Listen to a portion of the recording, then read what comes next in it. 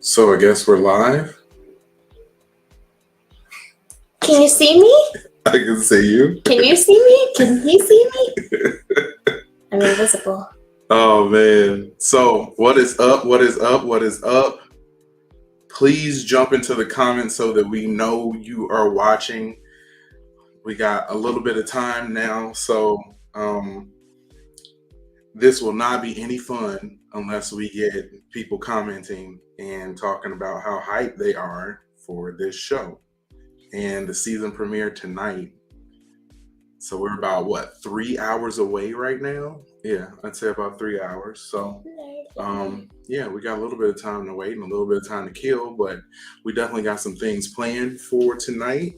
Yes. That we can do. It's sort of like planning activities. We got activities planned, and a lot of things that we can talk about. So if you're here, make sure you hit that like button, hit the subscribe button, and jump in the chat. We need you in the chat right now.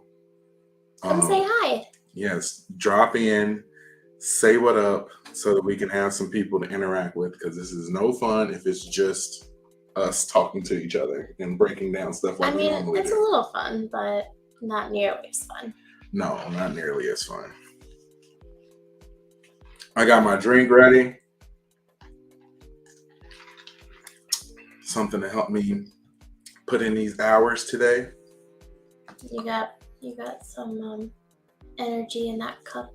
I got a lot of energy in this cup. I got water in mine. Oh. Yeah, I might need some energy later. That we can do. It's sort of like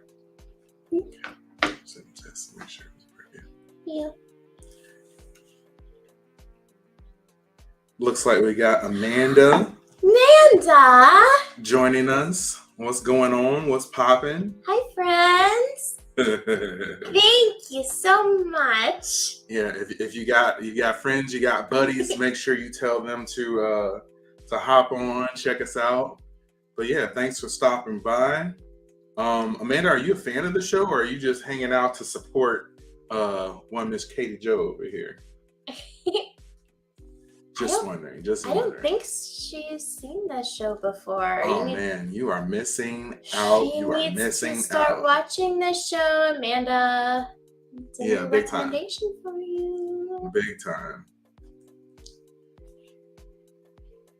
Definitely a good show. Thank you. Oh, you're a fan of Katie Jo. So I guess I'm just chopped liver. That's cool. It's all good. I'm not tripping. That's fine. That is fine. Hopefully I'll be able to win you over at some point. Maybe. Possibly. We'll see.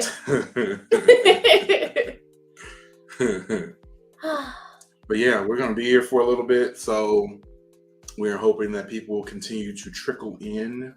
Yes. Trickle in. Trickle.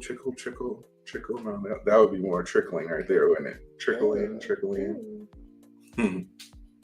Oh, me too. Okay, thank you. Now I feel better.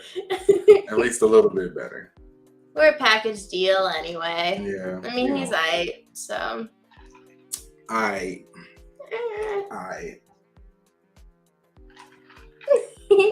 Me and my jumbo mug over here. I know. I should have gotten something with energy. It's past our bedtime. Yeah, definitely. This is pushing it. This is really pushing it. We're usually in bed at this hour. Yeah, and we got a long way to go. Like, this is going to be a pretty stacked evening. Help me. Full of watching and reacting and having fun. So, yeah, we got lots to do. We should have gotten, we should play a game. What game should we play? Well, I can't play I Spy because nobody else is here to see the things we're spying. No.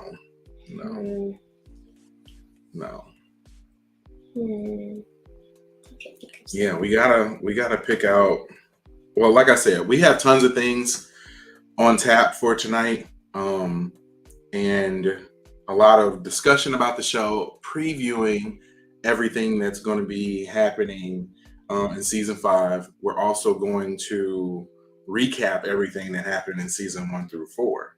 So we have a video that we're going to watch and react to that video, and it'll be a good little preview or a good little recap of everything that's happened so far. So you can rock with us and do that.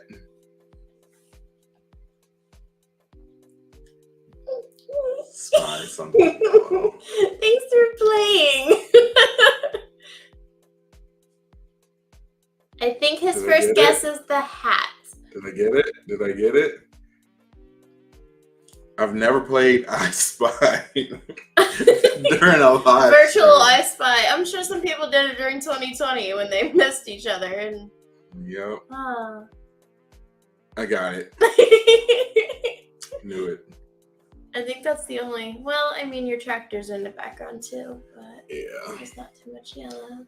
Yeah, you can see my John Deere collection of stuff that I got rolling in here. I know we've never talked about our bookshelves of I know. collections. There's all those books. Half of them I've read. Yep. Half of them I still need to read, and I just keep buying more than I need to read and never really catching up. It's a thing. I'll get there. Yo, if you are watching right now, please jump in the chat with us.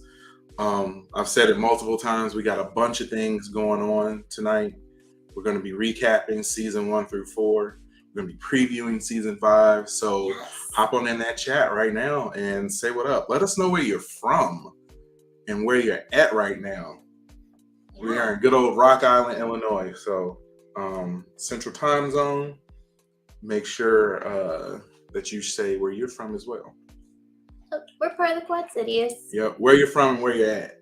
Because those can be two different things. I'm from Rock Island. I'm sitting in our office. Does that count? I'm in a chair. Not really. I don't really like that. Nobody can see you rolling your eyes at me because of your Handmaid's hood. I know it's. Oh, we can see like one eye a little bit.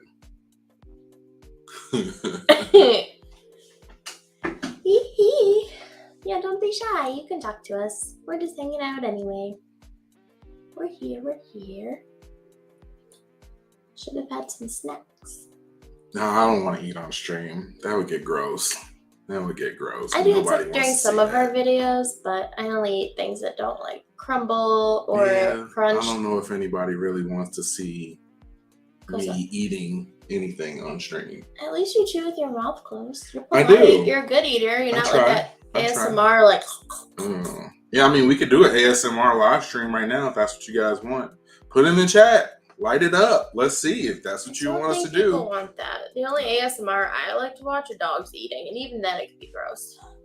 Oh yeah, like the one dog that eats all those bones and random chicken stuff, organs and. Yeah, I watched another one the other day with two like golden retrievers. One was a puppy and one was an adult, and they were just eating all sorts of vegetables, which I didn't really know dogs ate that many vegetables. Ours aren't usually a fan of salad, but I guess they do.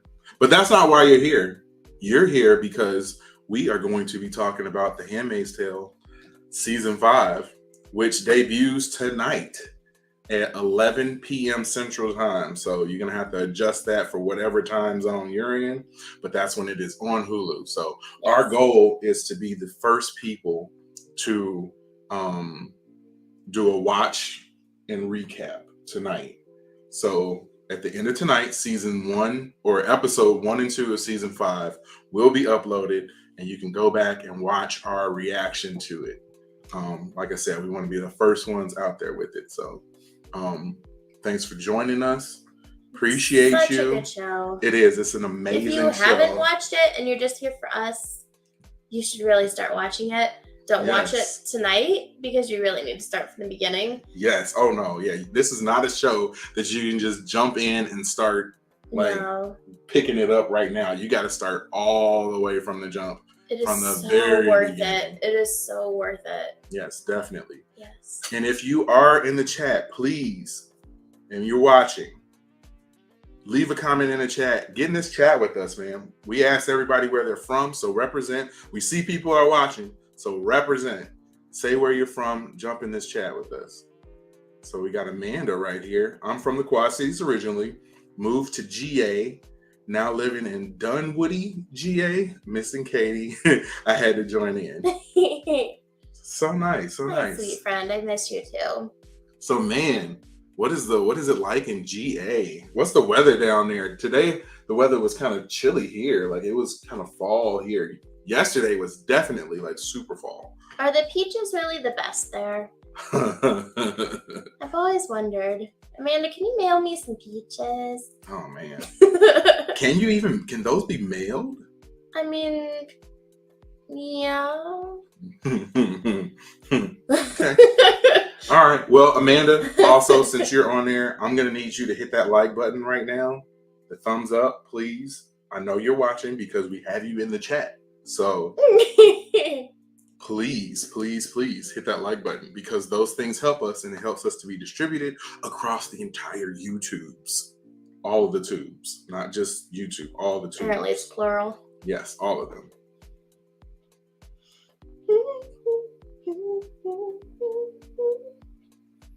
And it said hot, and yes, the peaches are good and juicy. I think I need to visit you. You have to take me with. I like peaches. I'll bring you back some. Oh, bring me, man. Not even rolling with it? I can't even roll with you? I'm just kidding. You can totally come. Bogus. But if you come, then the kids come, and then it's a whole van of people going to Amanda. So. Yep, I'm sure she's down for that. We can sleep on the floor. It's fine. Like we'll bunk together. Amanda, smack the like button and subscribe. Thank you so much. We really appreciate it. Smack it, smack it, smack it. Like we said before, if you are watching us, please jump in the chat and say what up. We are going to be previewing season 5 of The Handmaid's Tale tonight. Yes. Got a little time to go before we get jumping on that while we allow people to jump in the stream. Come and hang out with us. And yes, definitely a party. Definitely a party. Yes, thank you for saying you like my outfit, Amanda. I actually feel like I was like one of the first ones to rock this. I'm just going to say that. I don't officially know, but I'm going to say that because I got this last year for a comic convention. And what was it? Like about a year ago today? Mm-hmm. And that was before the whole women's rights. Before The Handmaid's Tale started turning into reality? Yeah, before before that turned into the United States. Ooh. And yeah. Ooh. So, yeah, because that became a super popular topic. Everybody was, referring United States to Gilead and Handmaid's Tale during that time. And, perfectly understandable. But then a lot of people started getting the outfit and relating more to Handmaid's Tale. And I had already had it for a year. Because I'm a diehard fan. But I did rock it at the comic convention. And a lot of people came and they wanted to get pictures with me because they also knew the show, which was super cool. I just walked around the whole time, and I had my mask on too because they had to wear masks. Yep. And so I wore one that's this color, and it covered my mouth, which is fitting because in the show, at one point, can't talk, or the lips are stitched up. But I just walked around like this the whole time. And people really, really enjoyed it. It was really great. It was so nice to see how many other Handmaid's fans there were out there. Yeah. And posing for pictures. I know. They're like, "Can we get a picture with you?" I was like, "Yeah, you can." I was just so excited because I didn't really know that anybody would know my costume. Mm. I mean, I figured they'd just think I was some red nun, but they The red nun. Yes, the red nun, but Yeah. People seem to like it, so. And I mean, we're going to be going back, so are you going to redo this since the show will be going again? I've been thinking about that. Change it up. I want to do it again, but if there's going to be other people also dressing up as a handmaid, I don't know that it's going to be as cool as go around. Like, I mean, yeah, more handmaids, but I don't know. I don't want to walk in and be like one of 20 and have you lose me or something. Oh, so no. I don't know. I might have to think of something new. Yeah. Well, welcome. If you are in the chat, thank you for watching some stuff with us. Right now, you're watching us. Have fun. Heyo. The Handmaid's Tale Season 5 is here. It debuts tonight at 11 p.m. Central Time. And we are doing a live chat, live stream watch party right now. We're going to be breaking down everything that happened in seasons 1 through 4. We're also going to be previewing season 5. There have been some preliminary reviews that dropped for season 5. And I was going to highlight some of those, no spoilers for the season, but just what the headlines are starting to say. So yeah, that'll be pretty interesting. We're going to do that as our evening progresses. So if you are watching, please jump in the chat with us and say what up. Let us know where you are from. Represent where you are from. Amanda's already done it. She's kind of hogging the chat right now. And I mean, she's not hogging it. She's just the only one commenting. We appreciate you, Amanda. Yes, we do. And we need more people to do the same. So we see you watching. We see how many people are watching. So they're shy. Shy. It's okay. No need to be shy. We don't bite hard. Hide behind the internet. Get out that dummy account and say something crazy to us. Say hi. I'm glad this is comfortable. Yeah. It's not really cold in here either, so is it warm? No, it's not bad. It's pretty thin, but it's soft. Got you. When we went to the comic convention, though, it was winter. No, it was fall. It was cooler that day, though, right? It was cooler, but it was still fall. I was sweating my tail off in my outfit. Oh, yeah, well, because we all had to wear masks. You should tell them who you I had a full mask on. I was rolling as Michael Myers, which was... You should get the picture on the... No, I don't want to take it down. Where is it? Borrow it. It's on the left. On the left. Oh, yeah, there it is. Yeah. Yeah, you were Michael Myers, and that full face mask indoors. Yeah, burning hot. Yeah, talking to people and everything for hours. You were a little toasty. You took it off, and it was like... Definitely. I was all right, though. You sure? Mm-hmm. Okay. In about 9 minutes, we're going to segue into something a little different. I think we should go and watch and sort of react to one of our videos. Our Team Nick versus Team Luke video. React to a react. Wow.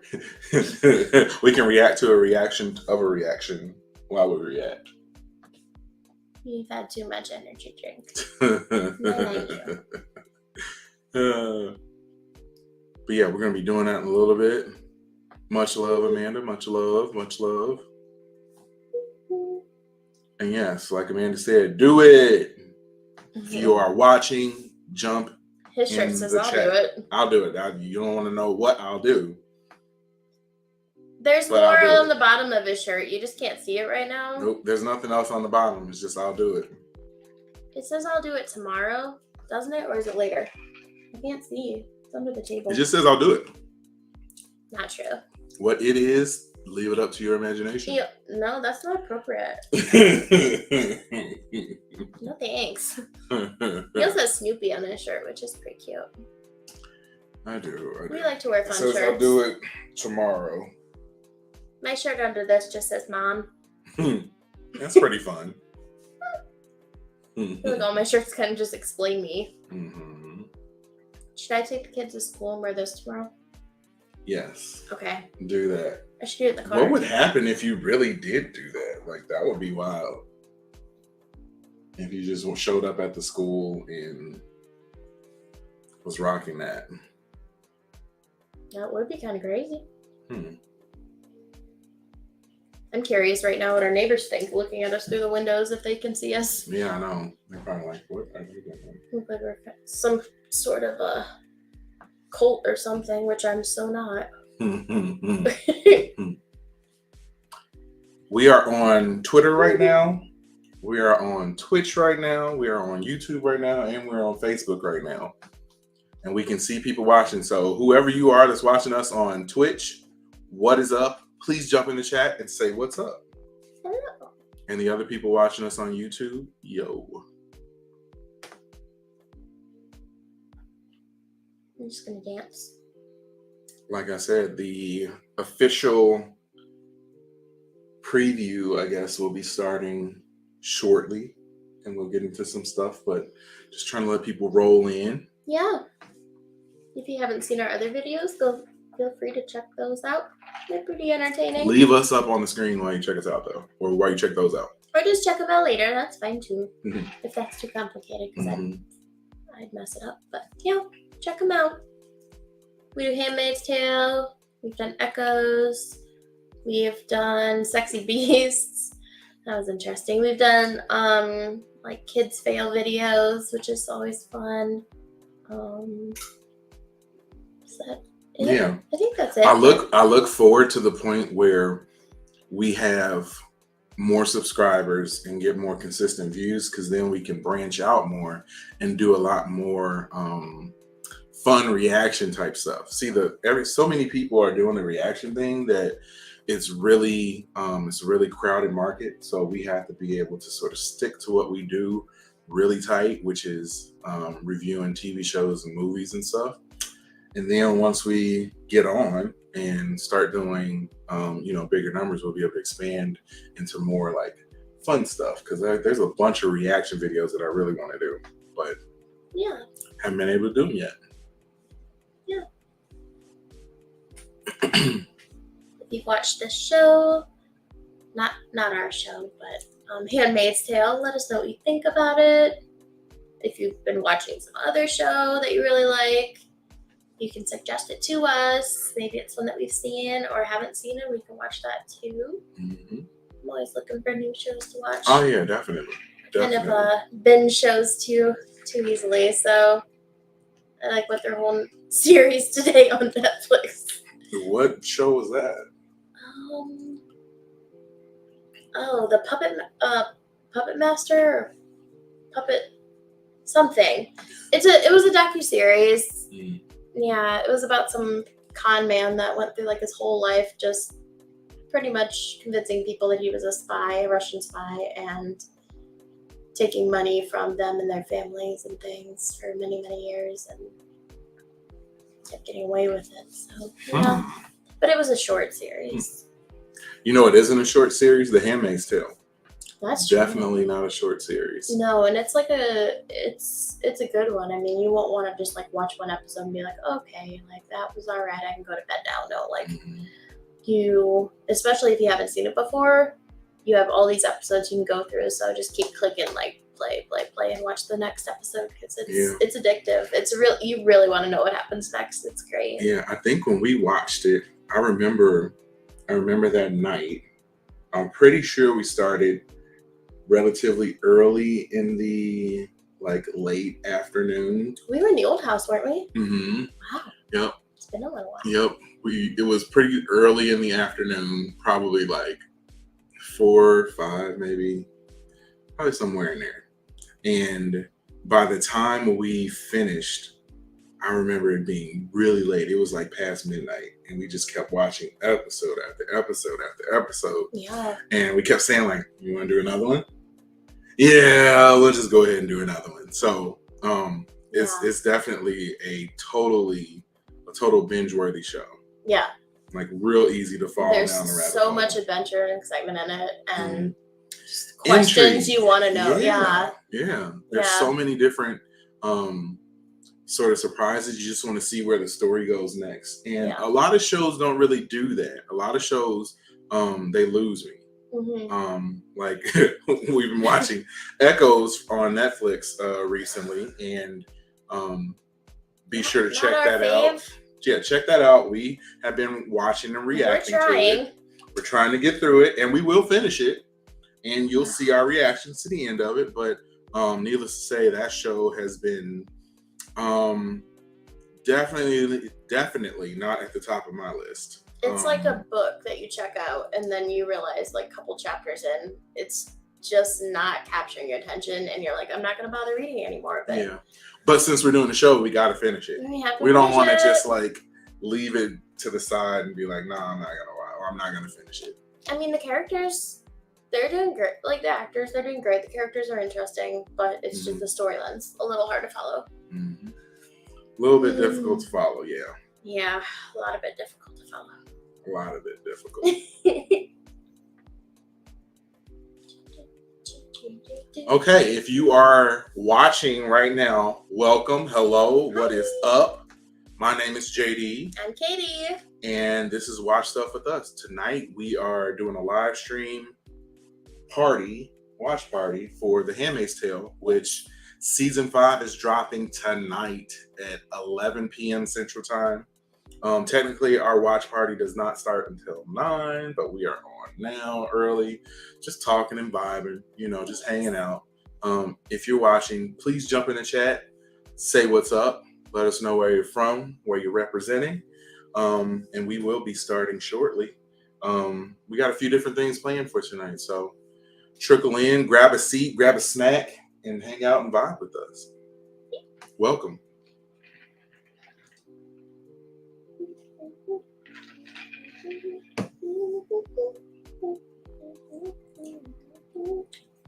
Can invite some more people.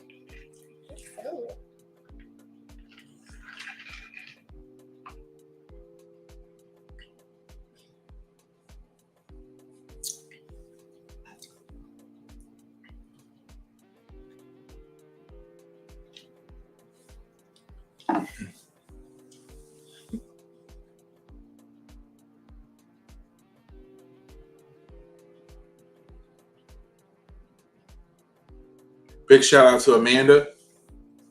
We're going to give you the title of our number one fan because you're kind of technically our number one fan right now. You've done the most. You've interacted with us the most of anybody ever. So you get the title. Congratulations. Usually we only get a few comments, but we have been getting more lately. That's been very exciting. People talking about the shows that we're watching and sharing their thoughts and input, and it's great. Yeah, it's nice to interact with people. So, and we know we got people watching right now. So jump in the chat, interact with us. Especially our person who's watching on Twitch. Like, we see you watching. Get in the chat. Say what's up. Where are you from? Who are you? What are you doing with your life? What are your life's goals? Tell us everything. We want to know all of it. What's your pet's name? What kind of pet do you have? I like and yes, yay, Amanda. Yay.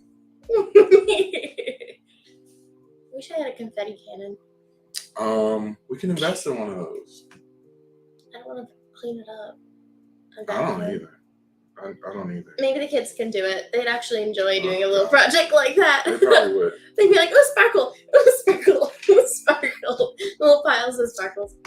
Yeah. You know what would be fun? What? If we could drink while we do this show. But I have to work tomorrow. You got to do your thing tomorrow, so that's not happening. But it would be fun to just kick it, sit back, and relax. But can't do that. By the time the show comes on, though, then we'd be like, hey, watch some of this. Hey, we know you like to watch stuff. So, Handmaids. Handmaid's a good show. Yeah, I gotta watch. It was a pop-up. It might be our most popular show, though, that we've filmed so far. Yeah. So we'd be like, woo-woo. I'm trying to think of other shows that would be good to review. What we missed out on were those short series that we really had liked. There was the one with oh yeah, the one with well, there was Chris Evans one. Chris Evans one, yes. Yeah, and then there was the one with what's his name? I call it The Judge, but it was that's not the title. Judge. What was the title? Your Honor. Your Honor, yeah. Yeah. That was it. Yeah. I call it The Judge though because I never remember the name. What's the guy? The guy from Breaking Bad.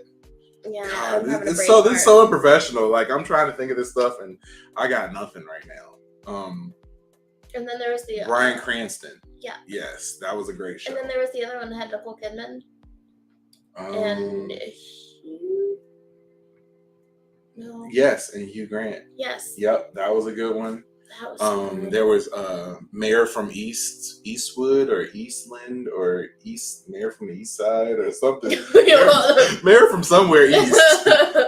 Mayor was somewhere out east. Yeah.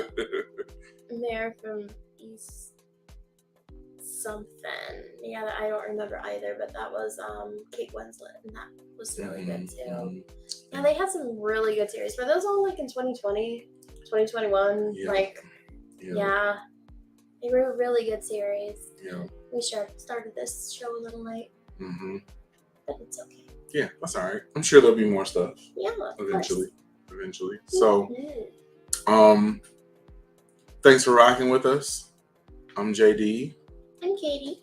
And this is Watch Stuff with Us.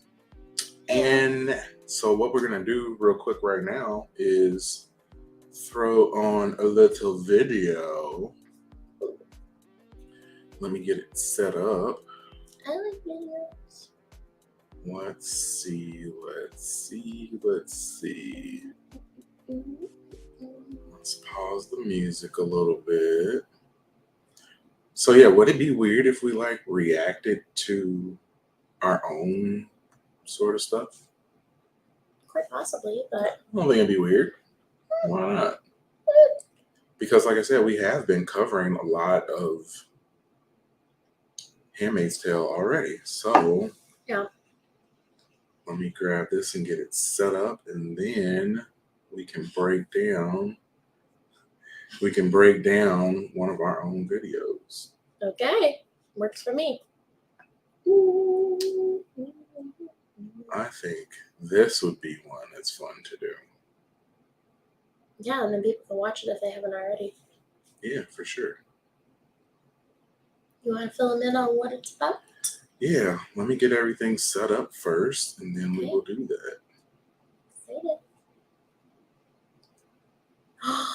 Big shout out. Hi, Hello. Courtney. Hello, Courtney. I feel weird calling you Courtney. That's probably, honestly, I've probably called you Courtney how many times in life? Like probably under 20 times. Wow. Yeah, honestly. Yeah. But what if, to her face, but when you have to talk about her to other people, you call her Courtney. Well, I never really talk about her to a bunch of other people. Well, but they know most of the people who I would talk to them, my sister about, I would say either my sister or they already know who she is. And I call her Cole. Yeah. Yeah. I call my brother brother. He hates it. He's always hated that. I'm just like, hey, brother. And she's like, I'm Michael. So you have never watched the show. See, that's disappointing. Courtney. That's disappointing. You got to get it together. I'm telling you, this is one of those shows that is worth the investment of time to watch. It's definitely one of the shows that you should put a little bit of time into and watch. I know you're busy.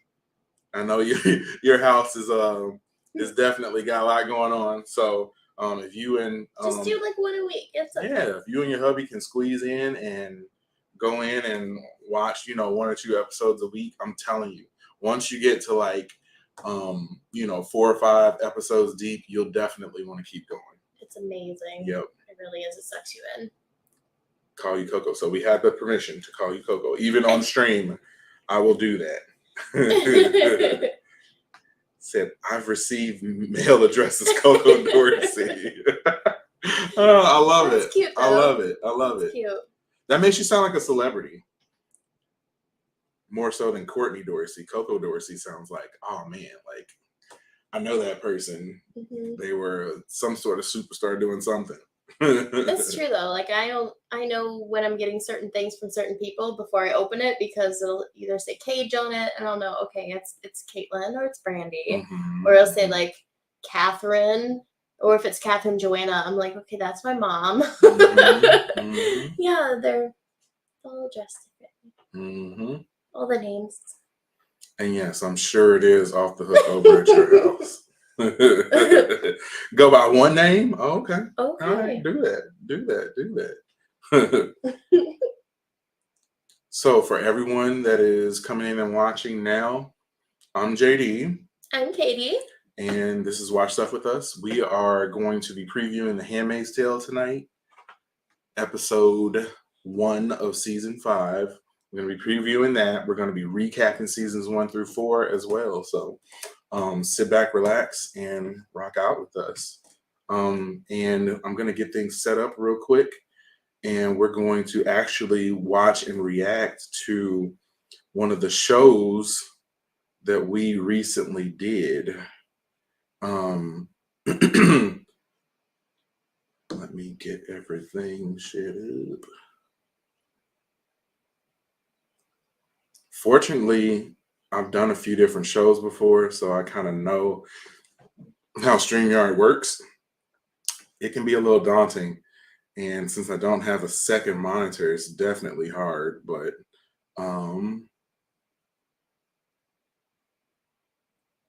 you got I think this. I got it. I think so. Let me make sure that's muted. Perfect. And yes, like I said, we will be watching and reacting a little bit to our episode. So this episode that we're going to watch and react to real quick is one of our more popular episodes. And we discuss two characters from the show. Luke, who is the husband of June, and Nick, who is June's, how would you describe him? Gilead love interest. There you go. Gilead love interest. So yeah, we kind of did a little bit of a debate back and forth on who was better, whose team you're on. And the comic section said that I was correct. Oh, well, so far. Here, move over a little bit that way. No, because if I go this one, then oh, okay. Move it. Yeah, move it. There you go. You put it right over my head. There you go. I'll scooch a little bit. How rude. You did that on purpose. Yep. Yep, because you're Team Nick and I'm not. So we'll start watching a little bit of that, and yes, we'll pause it as we go, maybe. On this episode of Watch Stuff With Us, The Handmaid's Tale, are you Team Luke or Team Nick?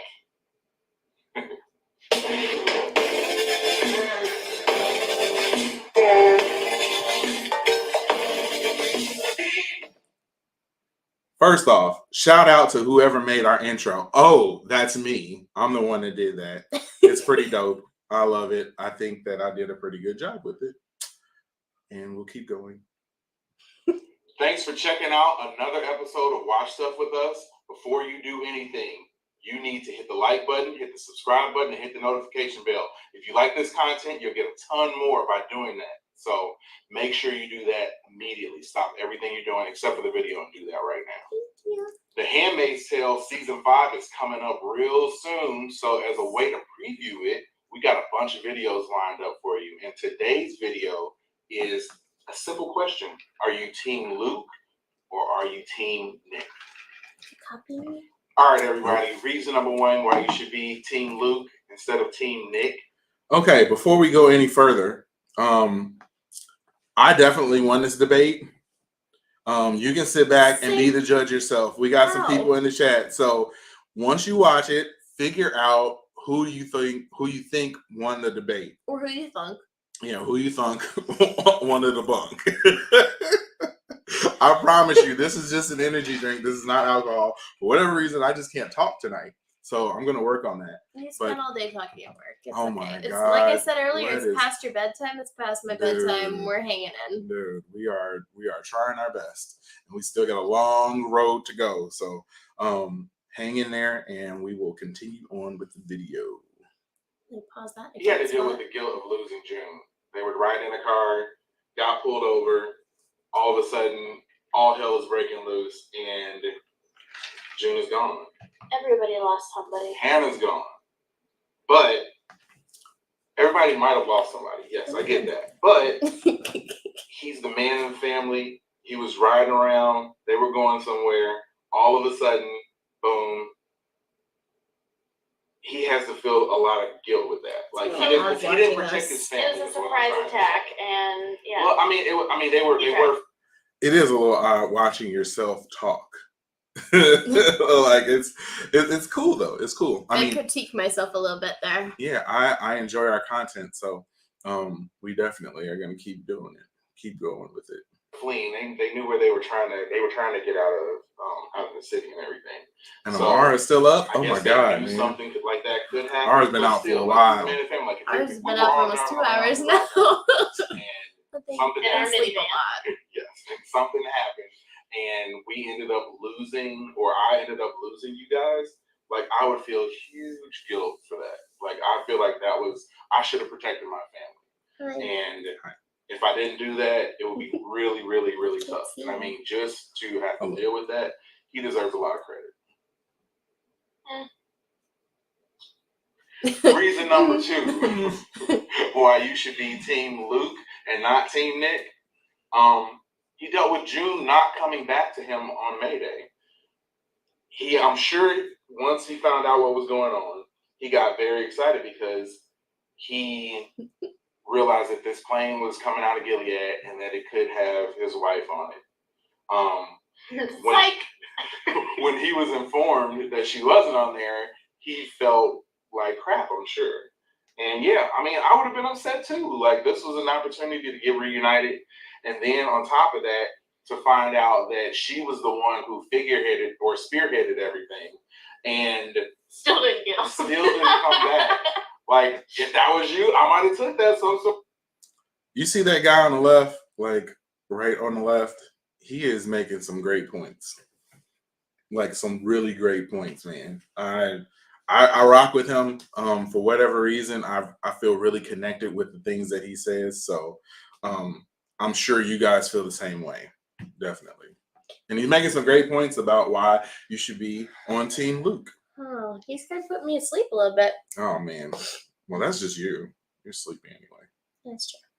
Perpetually sleepy. I might took it some sort of way. You'd rather stay in Gilead than go home to your house. See, and I know that's not the truth, but in his head, I'm sure that's how he felt. You know, reason number 3 for Luke being the better man in this situation. You just really love saying being that. Team Luke, like me, and why you should be Team Luke. He raised a kid that isn't his own. He didn't have to. He didn't have to, yeah, and he chose to. So that he deserves even more credit for that. That's a huge reason. I mean, it takes a big man to be able to raise a child, or a big person to raise a child that isn't their own. That's correct. Let alone once he found out, who the kid was from, like that. I mean, that has to be a killer for your psyche to know that, like, your wife went out there, even if it is in a Gilead type of situation, that she's gotten pregnant by somebody. Like, it's one thing to think about them having sex or being forced to have sex, but it's something else for him to have to come to the realization that, man, she's actually pregnant with a child, and now I have this child, and now I'm going to raise this child and take care of it like it's my own. When honestly, he didn't have any of the fun of making it. There, I said it. Reason number 4 that you another big point Team right there, Luke instead of Team Nick, is that once June did come back, he had to deal with all of her mood swings, all of her depression. Not saying that it isn't justified. Not saying that she shouldn't have been like that, because I totally understand it. But he had to deal with it, and he was patient with her. They got into one tiff kind of, but he didn't go off the deep end. He tried to be as supportive as he could with her. Like, how can you not be on Team Luke after seeing the way that he was able to deal with her and nurture her after coming back from. This video has been going on for a while now, but I should ask, like, is everything sounding okay? There's no echo. Just want to make sure we got everything set up correctly. If it's not, let us know, please. The horrible events of Gilead, he was able to show the depth of his manhood by helping June to process this. So yeah, let's go into number 5. Reason. Before we jump into number 5, my name is JD. I'm Katie. Thank you for watching some stuff with us.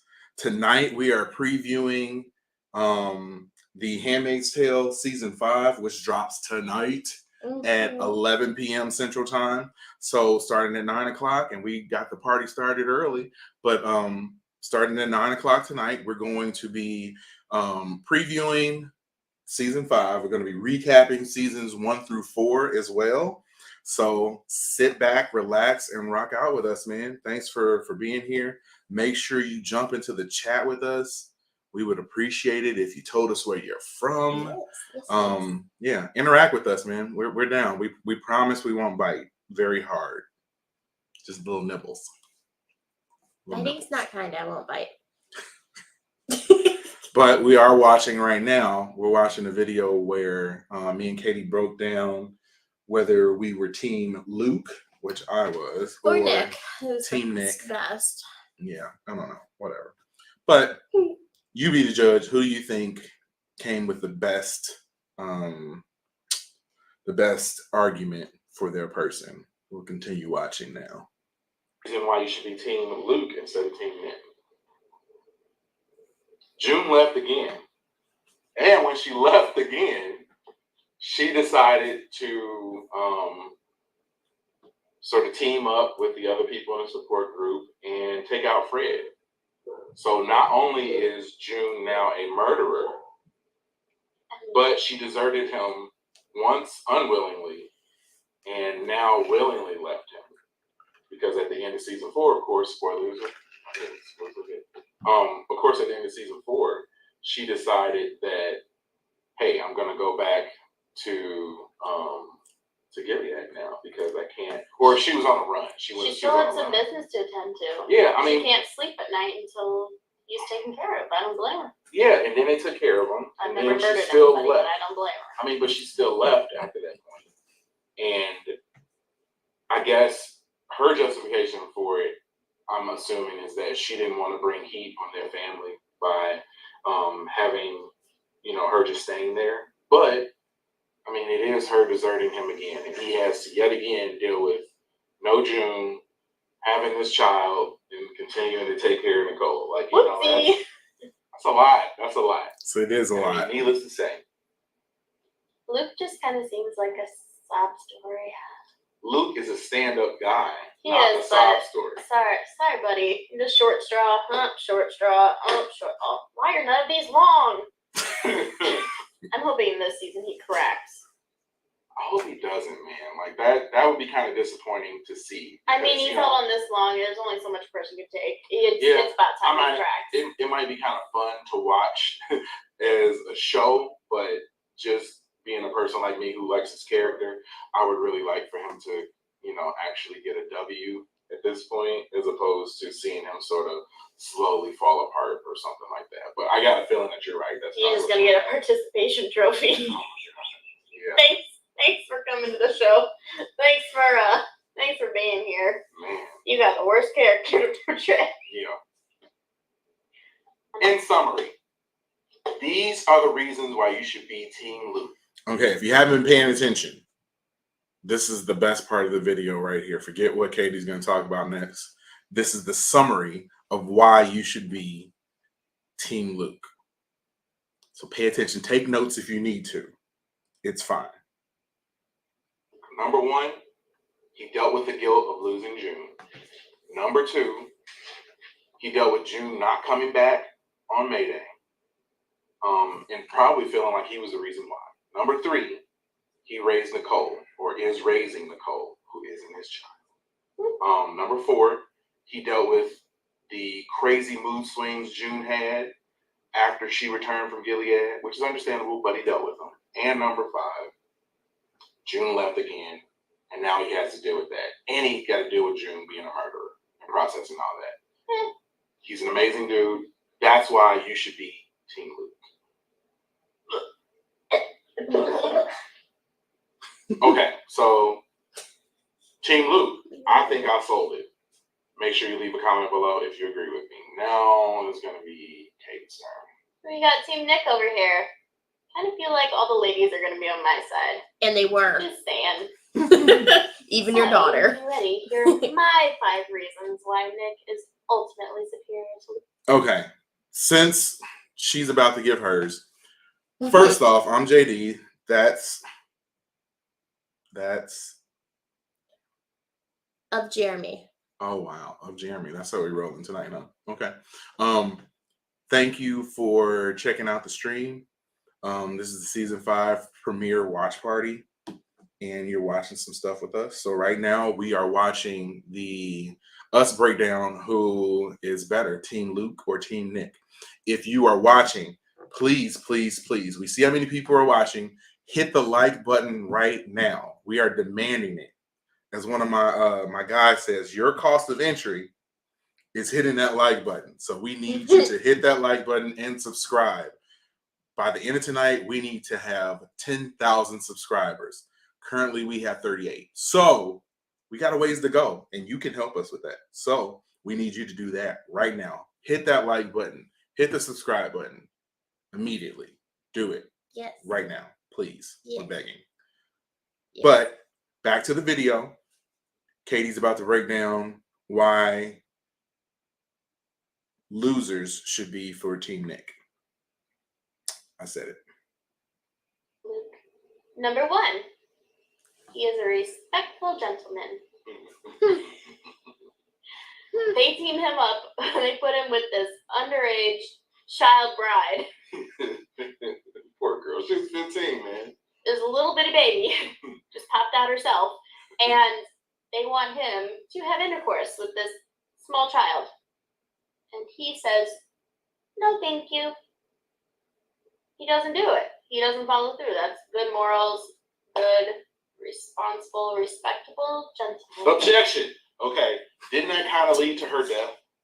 Because if he would have just slept with her, maybe she would still be alive and not have gone after the other kid that was her age and ended up, That's on her. She's old enough to make some of her own choices, and she was so brainwashed anyway that they can't all come out alive. I still think Jesus, it's pretty morbid. Can't all come out alive. I'm not from Gilead. He is nobody does make it out alive though. He cares about, especially June. He takes care of her. He always looks out for her and keeps her safe. That's so reassuring.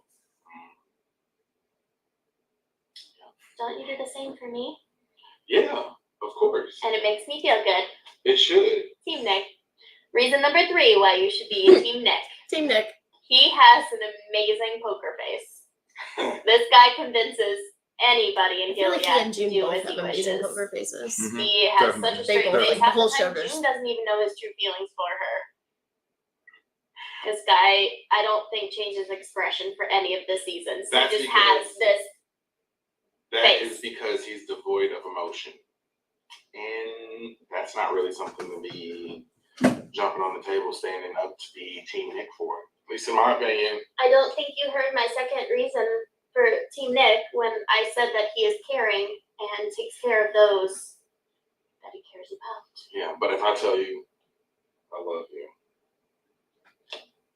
that doesn't mean anything. But if I tell you, I love you, don't you feel a little bit better that second way? Mm-hmm. Well, yeah, but he doesn't ever get there and just be like, I love you. Yeah. No, he said it before. I don't remember if he said it before. I think so. But he says it with his lips. Oh. Okay. Pulls her in his lips. And that's all the expression I needed. Whatever. Reason number 4 for being Team Nick. He is intelligence. This guy has to have an extremely high IQ. He comes up with a plan on the spot for any sticky situation that he gets into. He's just like, you got the answer. Oh, I know what to do. Okay, Amanda, you don't count. Just FYI. Amanda Just counts. FYI. Nope. Not if you're Team Nick. You don't count. Sorry. Amanda. I'm making the rules. I got the mouse in my hand. You don't count. You totally Nope. count, Amanda. Nope. You totally count. Nope. Ooh. Nope. The other mouse. Nope. That doesn't work. Ha. Rude. You gotta have a good buddy in your pocket like that. Smart cookie. I'll give you credit for that one. Just a little bit. So, like, the rest of them, a little bit of credit. I mean, he's A-I-I-G-H-T. Reason number 5 depicts Nick as the most exceptional male character and also way better than Luke in the show. Truth. You ready for this one? Yeah. I don't know if you are. His looks. Heyo. You can't tell me I'm wrong there. Okay, well, they pick this man who has amazing eyes, dark bushy eyebrows, this brooding look all the time. I mean, the show needed some handsome, what's the bushy romantic eyebrow thing? male character. That's a thing? They brought it. They did well. I mean, I like a guy that has like those thick eyebrows, like not like he has that little bit of untrimmed weird, but like What about the man on Schitt's Creek? Otherwise, His eyebrows. see, they're amazing though. That's a little too bushy. They're Yeah. amazing. Drool here. Sorry. They are Oh, bushy, but you yeah. remember for his eyebrows and He's good eye things, candy. but I got some. Oh, ladies agree. it's just the dark look. Like your eyes are dark, Love you, your honey. eyebrows are dark. It's very defined. In summary, these are my top 5. Okay, here's your reasons summary. why Let's Nick look, from let's The look. Handmaid's Tale Amazing. is better than Luke. He has amazing morals. Yep. He is caring and protective of those that he loves. He is intelligent. He has a great poker face. And just look at the guy.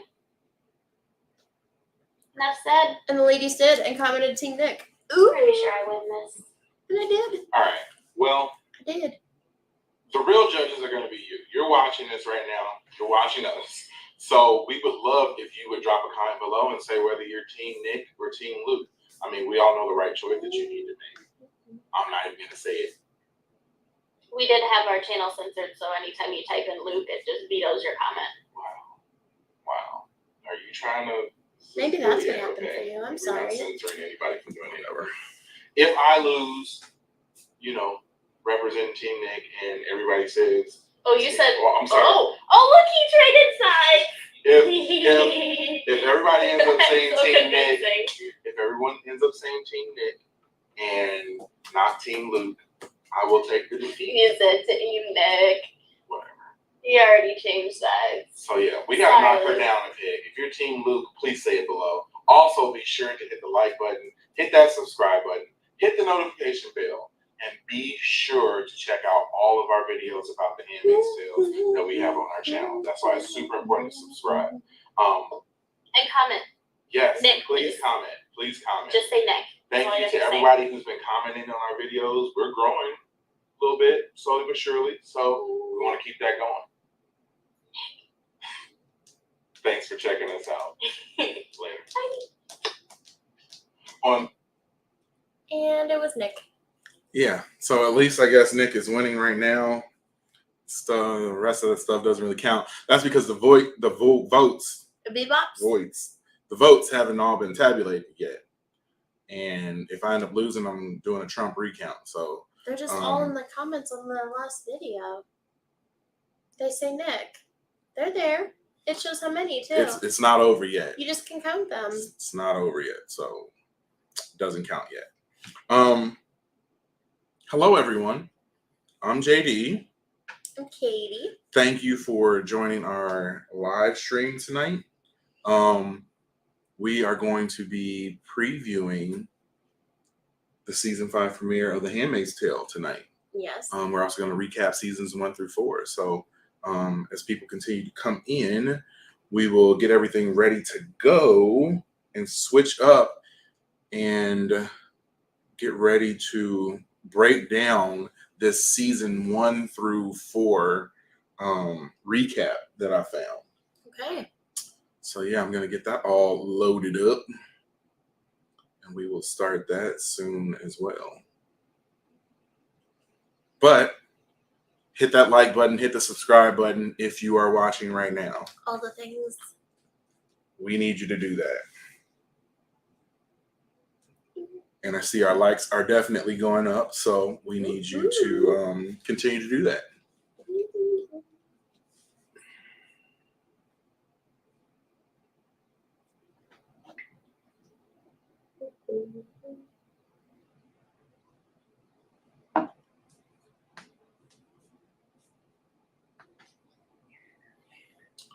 Okay, and we will be getting this going shortly. Like I said, make sure you hit that like button and subscribe button. And join us in the chat. If you are in the chat, please say what up. Even if you commented before, jump in right now and say what up so we can throw you on the screen and you can be a part of this show while I get things set up and ready to go. That rhymes. I'm not a rapper, but that rhymes. Did it?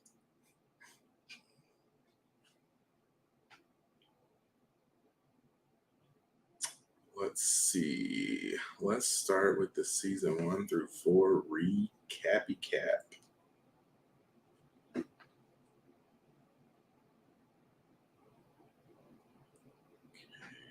gonna drag this. Nope. Won't let me do it. Darn it. I'm trying to have them all on the same tab, but it's not letting me do it. Boo.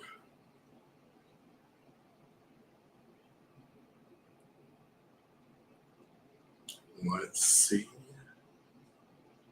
That on there. If you are in the chat, jump in and say what up. If you're a fan of the show, praise be. Praise be. Under his eye. Praise be. Not Bixby. Praise be. Yeah, my phone thought Bixby.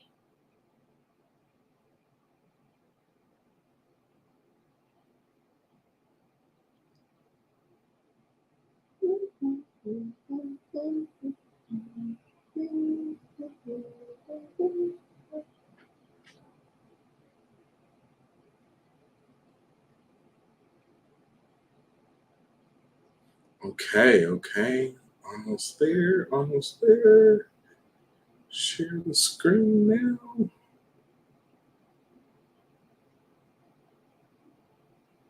Wait, I'm gonna add the other one to it too. Yes. And I did it. Did it. Okay.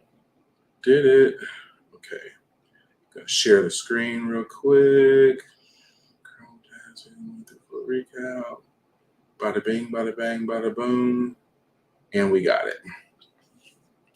Okay, so if you are new to the channel, please hit that like button, hit the subscribe button. This is the Handmaid's Tale Season 5 watch party. The premiere is tonight. It is at 11 p.m. Central Time. So from now until then, we're going to be online celebrating and getting hyped for this new season. Katie, move over a little bit so you can get all the way on screen. I think like you're like the featured person, I think, in this because I mean, look at how you're dressed. Like that's awesome. If you like Katie's outfit, say it in the chat. But yeah, your price of admission, like my man Dave says, is hitting that like button and hitting that subscribe button. So we see the likes and the subscribes going up. Please continue to hit that. And let us know that you are watching.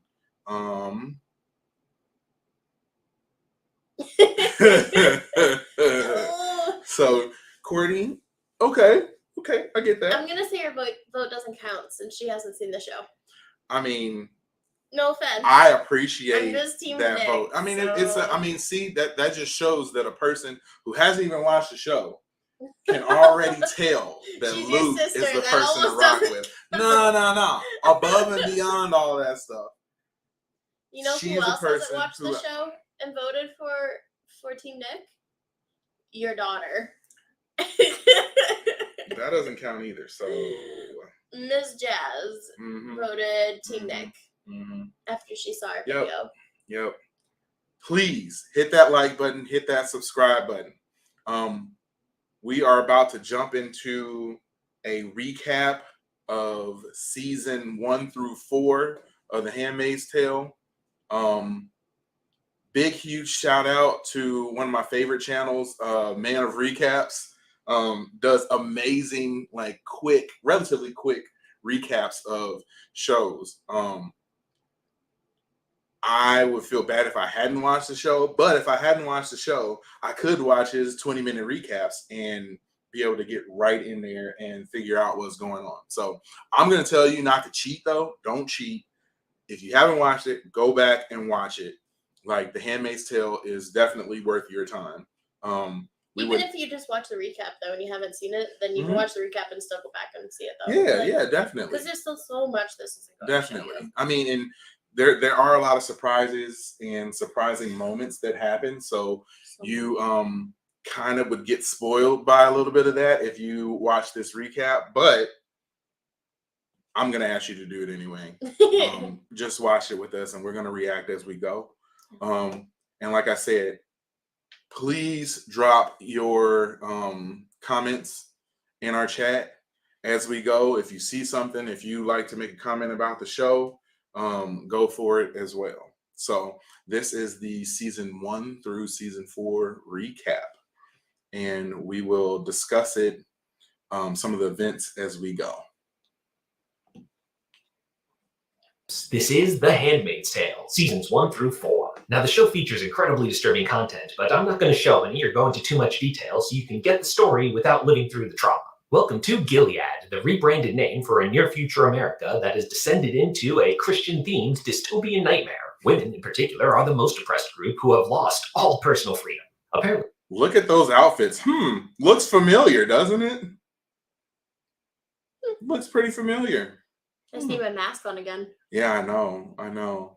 I think the mask is what really sets it off, but I mean, a mask wouldn't make for good live streaming / TV. No, that's why I didn't wear it for this, but I do have one. Yeah. This all started when the world faced a crisis of infertility, so the fertile women in Gilead have been rounded up and put in the red robes as handmaids. This Handmaid's Tale is the story. One of the interesting things that they're talking about there is the sort of fertility crisis. In real life, we aren't going through something nearly as severe as that, but there are sort of signs of declining birth rates, right now. So not to say that like something like Gilead is actually going to happen, but a lot of times people take, real life scenarios and sort of adjust them and change them to make interesting books and movies and TV. So this definitely is a little far off the beaten path, but there is a way that I could see Gilead sort of becoming a reality. I don't think that would happen. I don't think it would happen, but I could definitely see it happening, if that makes sense. Yeah. Hope not. Though. Oh yeah. Yeah. Yeah. I just hope not. Of June, who we meet in season 1 as Offred, which is of Fred, because she's the property of her commander, Fred Waterford. He and his wife, Serena, being unable to get pregnant, it's their handmaid's job to bear children for them, and so June is forced to take part in the ceremony, a government-mandated, God-approved rape. So it's an awful life for Handmaid.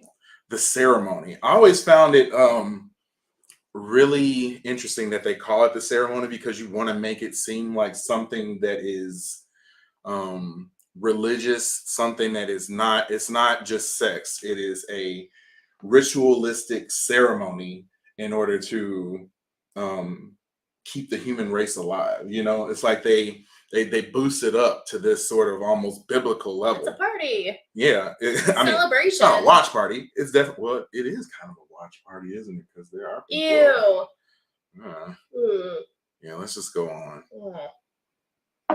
And they can't even trust each other because any of them could be true believers that are spying for the secret police, the eyes. And so their conversations are nothing but these pious platitudes. Blessed be the fruit, praise be. But one day, June and her walking partner Emily decide they can trust each other. In fact, Emily's like, hey, I'm with the resistance, Mayday. Your commander, Fred Waterford's real high up there. See if you can start spying on him. And soon an opportunity presents itself when he invites her in to play Scrabble. This is super illegal because women aren't allowed to read, but the rules don't apply to commanders. So things are looking up. June's made contact with the resistance and now has a mission. But the very next day, Emily's been replaced. They didn't find out she's with the resistance, just that she's gay, which is very illegal in Gilead, and Emily's disappeared. But June continues to Scrabble game. Yet another thing that sucks about Gilead. Being gay is not allowed, which is also frightening.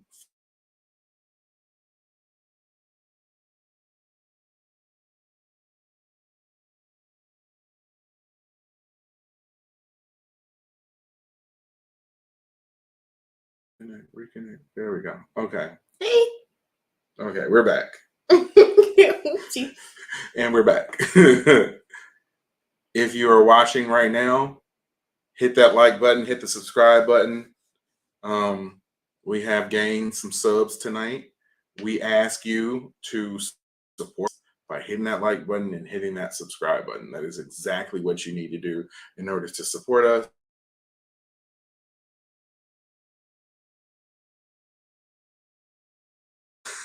Peekaboo. I have no idea why the Wi-Fi just decides to poop sometimes, but it is right now. All right, it looks like it's coming back. Yeah, look. Oh, that was a great pause for your face.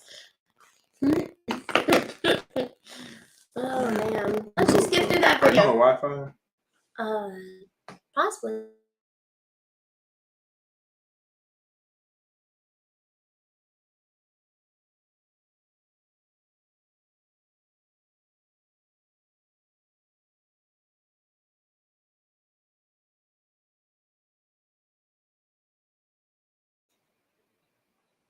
Okay, come on, Mr. Wi-Fi. You hang in there. Maybe next time I'll run a wire all the way from over there. But, okay.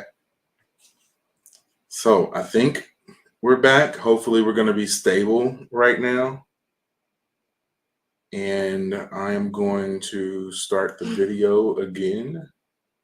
Wi-Fi said it's bedtime. Yes, Wi-Fi said you guys are up too late trying to do way It's too past much. your bedtime. Why are you still using me? What are you doing? You have been doing this for far too long. We've been online right now for an hour and a half. It's been a quick hour and a half, surprisingly quick. If you're watching right now and are new to the channel, please hit that like button, hit the subscribe button. And we are breaking down seasons 1 through 4 of The Handmaid's Tale. So jump in the chat, please, and say hello and say what up.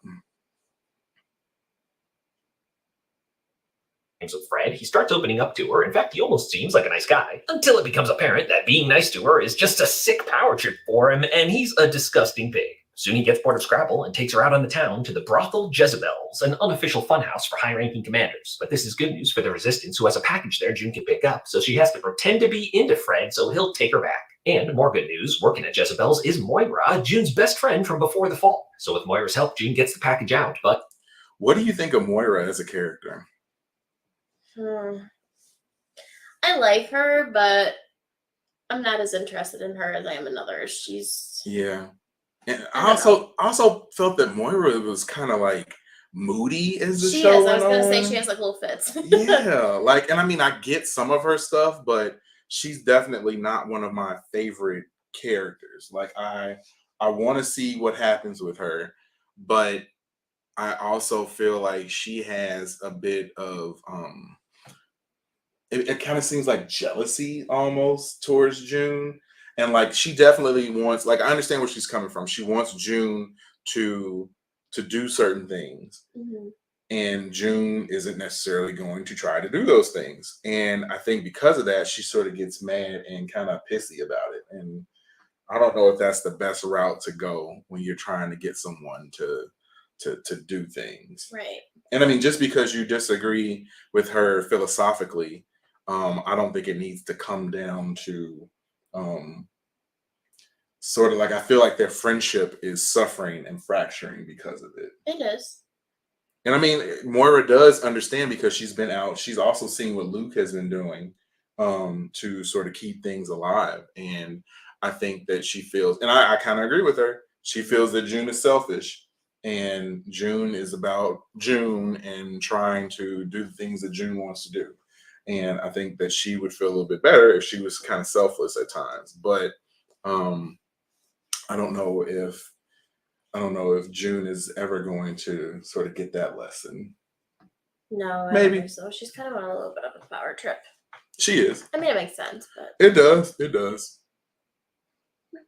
Okay, let's continue on. It's not a bomb or anything. It's a stack of letters written by women all over Gilead telling the truth of how bad it is here. And as for Moira, she decides it's time to escape and makes it to the safety of Canada. Now let's meet Mrs. Waterford, Fred's wife Serena, who sometimes is very nice to June, but other times is incredibly cruel. More than anything, though, she really wants a baby. And when June doesn't get pregnant, she finally admits it might be Fred's fault. So she has a secret, very illegal plan to make June try with another man, and she has in mind their driver, Nick, who's a generally nice guy. And June and Nick... heyo. This Hi, is Nick. this is one of those times where, and I think Serena's done this multiple times, where she sort of went up and down. And like this was one of the times where she was kind of nice. I know, talk about moody characters. Yeah, oh my Jeez. God, man. And like Girl. she's somebody who even is, far more selfish than June is, but Yeah. she has her reasons. She's definitely fallen from, I won't say fallen from grace, but she's sort of she's changed a lot as the show has went on, and it's been like sort of back and forth. I think you see extremes to her character all the time. Like she's either sort of teetering on being nice, and then other times she is horrible, meanest person on the show. So it'll be kind of interesting to see where she goes as this season continues. I think she's still gonna be nasty. Yeah, I also, well, we'll get into predictions later, but because I got some predictions. Definitely got some predictions. Can't say no here. Serena has all the power over them, so they go through with it. But later, June sneaks down there like, hey boy, I'm ready to take my sexual autonomy back. Let's do it because we want to. And so June and Nick get it on with some passionate, consensual sex. Now, like most drivers, Nick does in fact report to the eyes, but he's... Some compassionate, consensual sex. Why did he say it like that? He's very excited for them. And see, I mean, okay. A lot of times when you have people in relationships on shows, like you kind of cheer for them. I don't really cheer for Nick and That's June. because you're Team Luke. I mean, but I don't really cheer for Luke either. Like I like Luke more as a character, but I don't like cheer like, oh yay, Luke. You're not too much into the relationship aspect of the Yeah, show like anyway. there's sometimes you watch a show and you see people in relationships and you like cheer for them. You want them to do well. You want their relationship to get bigger, stronger, better. Like that's not how I feel about their relationship on this show. Like either Luke and June, Nick and June. Yeah, I don't really feel like there are, very many relationships that are so strong and I'm like, yes, you guys need to stay together forever. Yeah, I hope maybe they'll develop something like that, or give us a reason to they'll give us a reason to do that as we move forward in the season. We haven't said in a while, but I'm JD. I'm Katie. Thank you for watching the stream. This is the season 5 premiere watch party for The Handmaid's Tale. We are breaking down seasons 1 through 4 recap style. And if you are watching, please hit that like button, hit the subscribe button, and continue to rock with us. Say what up in the comments. We would love to know who you are, where you're from, and anything else you want to share? What's your favorite Almost. food? Yeah, almost anything else you want to share. What's your favorite food is fine too. That's good too. Thanks. He's no true believer. He's just doing what he has to do to survive. And he and June truly fall in love. But by the way, June had a family before Gilead, her husband Luke and daughter Hannah. During their escape, June got caught, but Luke did make it out to Canada, and we check on him once in a while. But tragically, their daughter Hannah was also captured. She's been placed with another family, and June is never allowed to see her again. But now Serena's plan worked, and June... How do you feel about Hannah? I feel like they just need to let her go. She psychologically has been corrupted. She doesn't remember anybody anymore. If it was my child, I would not. Well, I mean, okay, think if it was one of our kids, we wouldn't want to let them go. No, we wouldn't. But you got to also think that they have been brainwashed. They do not remember you, and it might be harder to remove them from that situation after this time period where, you know, this is all they know now, and trying to reintroduce them to their parents might be might do a little bit more harm than good. Yeah, I mean, it's a horrible situation, and you have to wonder. Like, that's one thing that I would love to learn more of in this season is like, what are they doing with these kids? Like, what type of lives are they leading? You know, are they how well are they taken care of? Like, what's really happening with kids? I mean, the most we've seen is June listening outside, them playing. Mm-hmm. We saw Hannah in a clear box, and we haven't seen much else besides that. Yeah, and I mean, I would love to see, you know, what the kids are actually doing. I would love to see sort of Hannah's interaction with other kids, or Hannah's interaction with her teachers, or the family that she lives with. Mm-hmm. You know, before Mayday, we got to see some of the other kids and how they sort of interacted, and they only knew their Gilead family. Yeah. And then they had to go back with their real families after they had, you know, gotten off the plane and everything. And I mean, that has to be crazy traumatic. Right. Even though these are the right people for you to be with, they were with someone else who they consider their mom and dad. Yeah. And in those years of their life, it's right. easily impressionable. Right. Oh, we got Amanda sharing her favorite food, cookies. Okay, which kind? Yeah, which kind? I'm not a cookie fan at all. Like, well, I like some cookies. They need to be fresh baked and they need to be soft. Yeah, he's picky. Yeah, very picky with my cookies. I'm not. I definitely don't want to try any and everything. But we got some new people in. I'm JD. I'm Katie. And we keep, for everybody who's been watching all the time, I'm sure you're like, why do they keep repeating this over and over again? I'm still Katie. But pretty much every 5 minutes, your audience changes. So we have to continue to do that. This is the season 5 premiere watch party for The Handmaid's Tale. Make sure you hit the like button and subscribe button. Please jump in the chat with us. We want to talk about this show with people. We are breaking down season 1 through 4 right now. Yes, we're pre-ball. We are breaking down seasons 1 through 4 right now and sort of giving our commentary while watching this recap. So if you like it, please jump in the chat and tell us what you're thinking, if you're hyped about season 5 as much as we are. So we'll get back with the recap. June is pregnant. When a handmaid has a baby, she gives it up to the host family and is immediately reassigned. Now, handmaids are trained and overseen by the aunts, and the leader here is Aunt Lydia, a real nasty person who's a Gilead true believer. This one woman, Janine. Okay, before we even get to Janine, what about Aunt Lydia? How can we talk about Aunt Lydia? Like, I think she's she's not really she's more of a one-note character than anything else, but I feel like there's some depth. I liked when we got to see a little bit of Aunt Lydia's past. I don't know if she's going to do anything to be redeemed this season or before the show is over. I just don't like her. I never liked her. Yeah. I'm not a fan of her. I mean, she's a great character to have in the show, for sure, but I'm not a fan of... I mean, she can die at this point. Oh, God, man, that's rough. Well, she almost did a couple times. Cameron, thank you. Hello. How are you? Where are you from? Who are you? And thank you for rocking with us tonight. season 5 is about to drop in a little bit. Where are you from? What time zone? When are you going to be watching? Are you going to stay up to watch tonight? What are you going to do? Like I said, hit that like button, hit the subscribe button, please. We need as much support as we can as we sort of get this channel up and running. We've been doing this for a month, a little more than a month now. So yeah, we've been doing pretty good. But yes, we are definitely excited about the show as well. She'll for sure have a whole redemption act. Wow. So you Wait, think which character? I think he's talking about Aunt Lydia. Okay, just wanted to double check. Well, I mean, yeah, just to make sure, tell us who you're talking about. After you tell us where you're from and who you are.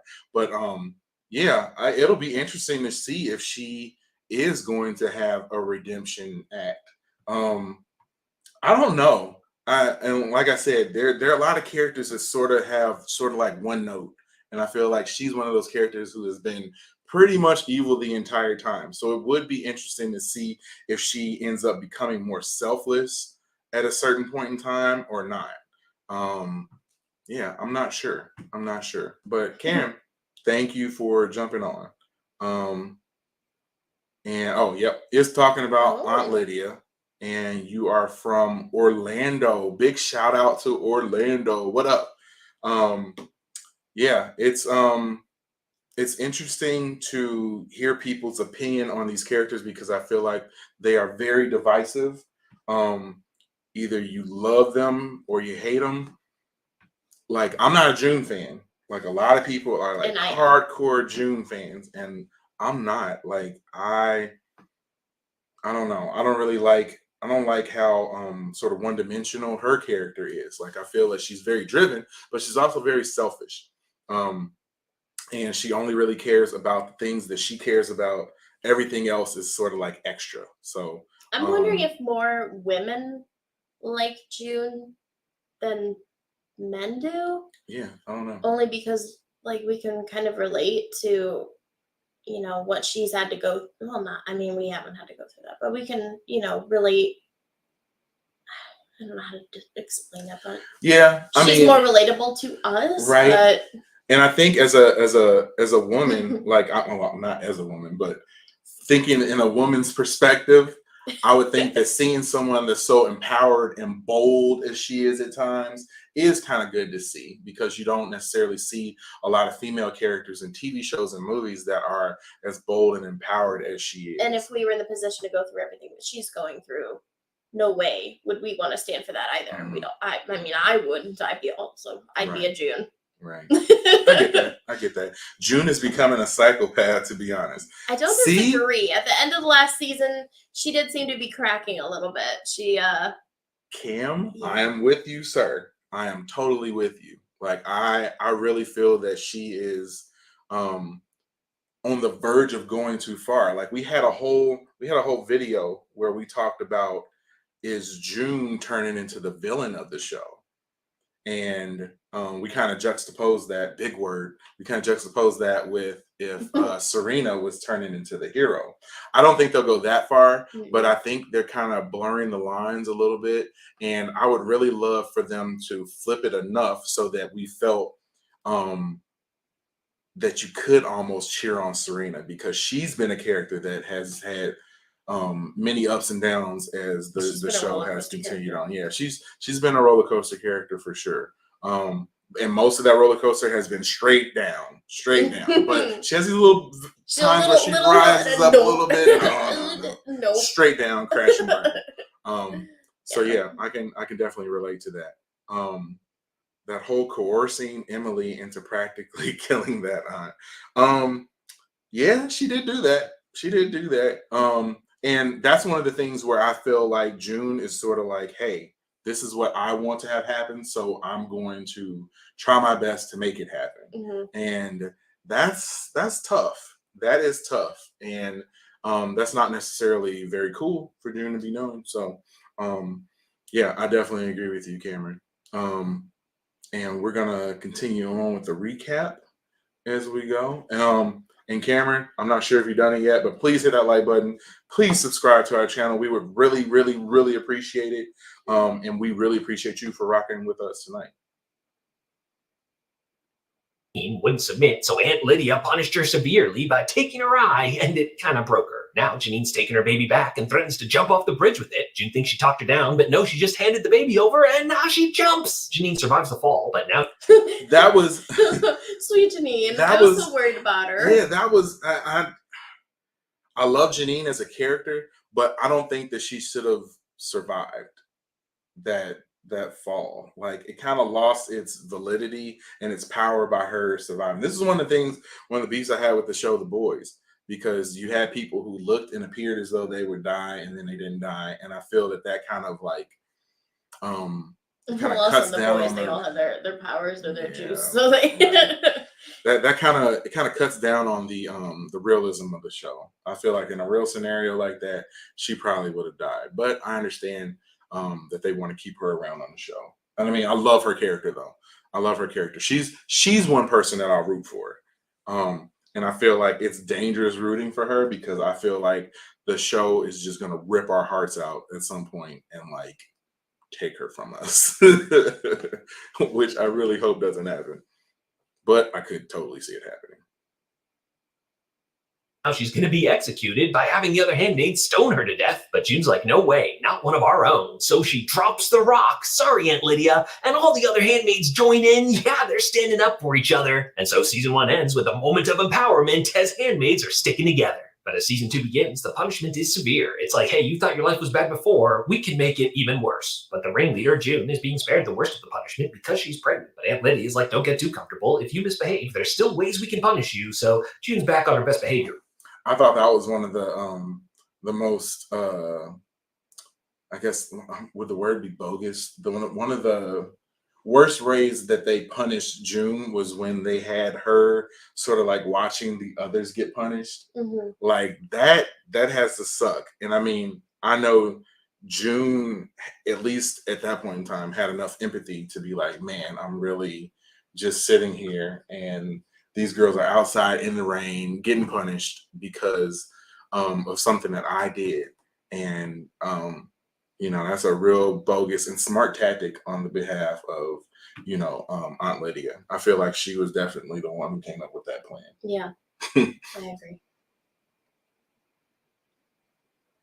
There's some excitement that I checked up when nurse leaves are key to escape. Yes, Nick has arranged an escape plan to get her to Canada. But long story short, it doesn't work. One of the many, many times June almost escapes. Nick covers up his involvement. In fact, let's pause this real quick.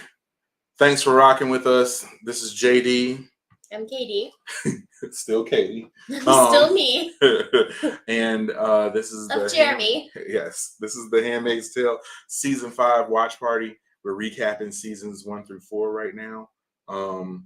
And thanks for rocking with us. If you like the show, you like what we're doing, jump in the comments and say what up so we can shout you out and get you on the screen. Also, hit that like button, hit the subscribe button right now so that we can see that you support what we're doing, because it makes us feel good. It really does. for his loyal service to Gilead, he's rewarded with a way too young wife. Long story short, Gilead has horribly brainwashed her, and she thinks it's her fault that Nick won't sleep with her, and she ends up falling in love with one of the guards, but that's very illegal, and they're both put to death in the public swimming pool. Fred and Serena Waterford take a trip on a diplomatic mission to Canada. Do we need to talk about her and Nick and getting killed? Like, I didn't really feel bad for her when she died either. Like, and that's really bogus to say. But I didn't feel bad. She was definitely like super about get that Gilead life and the Gilead lifestyle. Mm-hmm. So she kind of lost her way, got with that guard that was closer to her age, and that ended up leading to her death. So yeah. I mean, it was sad for sure, but yeah, she was kind of a short-lived character. Right. It didn't really like really hit me hard or anything like that. But I was kind of surprised that they actually, killed her off, especially with her being as young as she was. Yeah. It just sort of showed that the show was willing to do whatever. And to show how ruthless and brutal, life in Gilead really was. Yes. Basically, the whole world denounces Gilead, but I mean, it's still got America's military, so they can't do too much about it, and they do need to trade. Serena befriends an agent of the American government in exile. More on him later. The Canada crew, Moira and Luke, do what they can to protest. In fact, Nick finds Luke like, hey, June's alive, she's okay, relatively. And he gives him the package of letters from Gilead, so Luke and Moira put it on the internet, and now the whole world denounces Gilead even more. Later, Nick's able to arrange a meeting between June and her daughter, Hannah. Yeah, mother and daughter reunited, although briefly. But just then, Nick's called away, and June finds herself unsupervised near the Canadian border. Yes, it's time to escape, but oh no, what's this? The baby's coming right now, and June gives birth by herself, a beautiful baby girl. She can't trek through the snow with a newborn, so June comes back, and Serena Waterford's got her baby, Nicole. Now, Commander Waterford's big project is building a fancy new red center, but one of the handmaids doesn't like that, smuggles in a bomb, and blows that place up. Unfortunately, Fred survived. Now that was a shocking moment for sure. Yeah, I wasn't expecting that, but I loved it. Yeah. I didn't know. Well, I didn't think that they were going to go like that. And then I was disappointed though that Fred lived. Again, like you had a situation where somebody should have been taken out. And I understand that, you know, there was a little bit more Fred's story to tell. But you know, almost everybody else in that bombing died. And then somehow he was able to survive. Again, it kind of cheapened the power of, you know, that moment. And, you know, having someone, you know, a handmaid who sacrificed herself by running in there with that bomb. Right. But yeah, it was definitely a shocking moment, man. Like I still remember the night that we watched that because normally we would watch in the living room, but we watched some in the living room and then we got kind of tired. So we went in bed and like watched the rest of that episode. And yeah, I can still vividly remember like being a little shocked about that. But yeah, disappointed that Fred survived. I don't know how or why he survived. Mm-hmm. Well, I guess it was to do everything they ended up doing last season. I don't know why he swallowed that fly. I guess he won't die. Yet. Bunty's out of commission for a while, but this is bad news because in Gilead, a commander can go from top dog to executed for treason real quick and bring his whole house down with him. So Serena says he's still working from the hospital, but really she's doing the work and forging his signatures. She brings in June to help because she was an editor, and so for a while, the women are running the show. Now back at the start of the Gilead. So yeah, that was an interesting point right there too, when you sort of had June and Serena teaming up. Mm-hmm. This is another one of those little points of rising where I thought that, you know, Serena was going to show a little bit more heart and sort of turn it around a little bit, but she definitely sunk back into some of her old, horrible, negative habits. Mm-hmm. Gilead movement, the Waterfords were a team. In fact, Serena was the rock star until the movement shifted to be more about oppressing women, and Serena found herself no longer part of the decision making. And now, the world she helped create, the book she wrote in support of Gilead, it's illegal for her to read. But when Fred gets back, instead of thanking his wife for covering for him, he's real mad and decides to punish her. So Serena's had enough. She gathers up a bunch of commanders' wives, like, hey, we're loyal to Gilead, but we deserve to be treated a little bit better. And so, in a bold act, she pulls out a Bible and reads a passage. But the men of the council were not moved by her bravery, and in fact, they punish her according to the law and cut off her pinky. Serena has also been June's great. Whoopsie poopsie. Yeah, I kind of feel like that moment right there really broke Serena because she was still buying into Gilead. Like she wrote the book literally on Gilead. Correct. And was a big reason for why it was able to, you know, sort of go over well with people on the outside. But she got in front of those guys and they did exactly what they would normally do. It was like, yeah, you did some stuff for us and you helped us, but you're still a woman and we're going to poop on you. Just like we would any other woman who decides to read. Different. Right. And she was supported. She was backed up by her girls all rocking their green. And I thought that maybe the guys are going to be like, oh, okay, maybe we'll put her on. No. But nah, not at all. That's in my predictions too. I kind of think that this season that they're going to move Serena into more of a position of power now that Fred is dead. So Fred is dead. I need that shirt. And yes, sometimes I want to slap sense into Serena. Yeah, I don't know if I even care enough about her at this point to want her to be good anymore. Like, I think I've lost all of my compassion for her. I don't understand why she's not jailed. Right. Like, I feel like my compassion for her is gone. So I don't know if I want to make her feel, or if I want to feel a different way about her. Like, I don't know if I want to like her at this point. She's gonna have to do a lot for me to get to the point where I want to like her. Mm-hmm. Let's just put it like that. And I don't think that that's happening this season. If anything, they're going to double down on how much I hate her. So we'll see, though. We shall see. Greatest enemy, but now June hopes she can find an ally in her. Now, by the way, we know about handmaids, but infertile women of low status work as domestic servants called Marthas. One night, there's a fire down the street, and the Waterford's Martha, Rita, is like, hey, June, this is a distraction. We're getting you and the baby out. Unfortunately, sir. Okay, since they brought up Rita, let's talk about Rita real quick. Again, not a fan. Like, okay, this is a show. Okay, first off, I'm JD.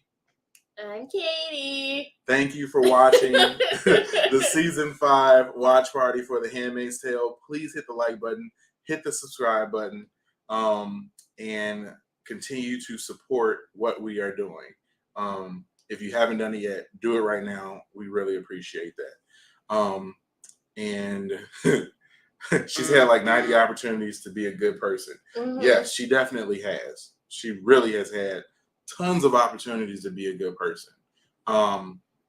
I don't know if she's going to turn over that leaf. I really don't think so. I think she's sort of on this path now. I think by the end, we're going to hate her even more. Or at least for me personally, I'm going to hate her even more. Yeah. And that's probably really difficult to do, but I think I will. Big shout out to Jazz. What's up, Jazz? Thanks for tuning in. Best cosplay ever. You talking about me? Oh, yeah. You know, this is a shirt from Walmart. You know, it's pretty cool. Thanks. Thanks, Jazz. All right, let's jump back into... Jazz, isn't it your bedtime? Oh, yeah, probably. You have school tomorrow. Night-night. We love you. Yeah, let's jump back into the recap real quick.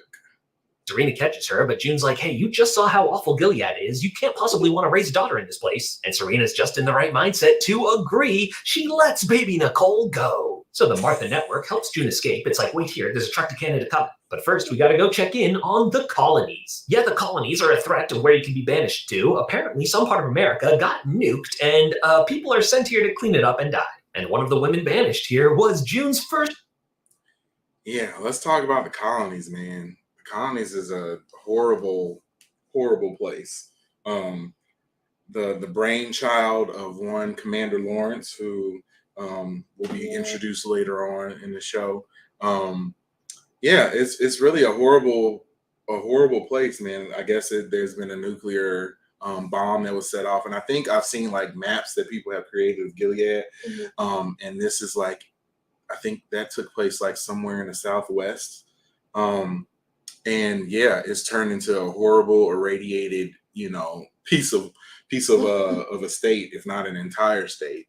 But yeah, they just send people there, and they are basically sentenced to death, a slow death, because of the radiation poisoning. Yeah, like crazy radiation poisoning. Bye. Crazy radiation poisoning. And poisoning.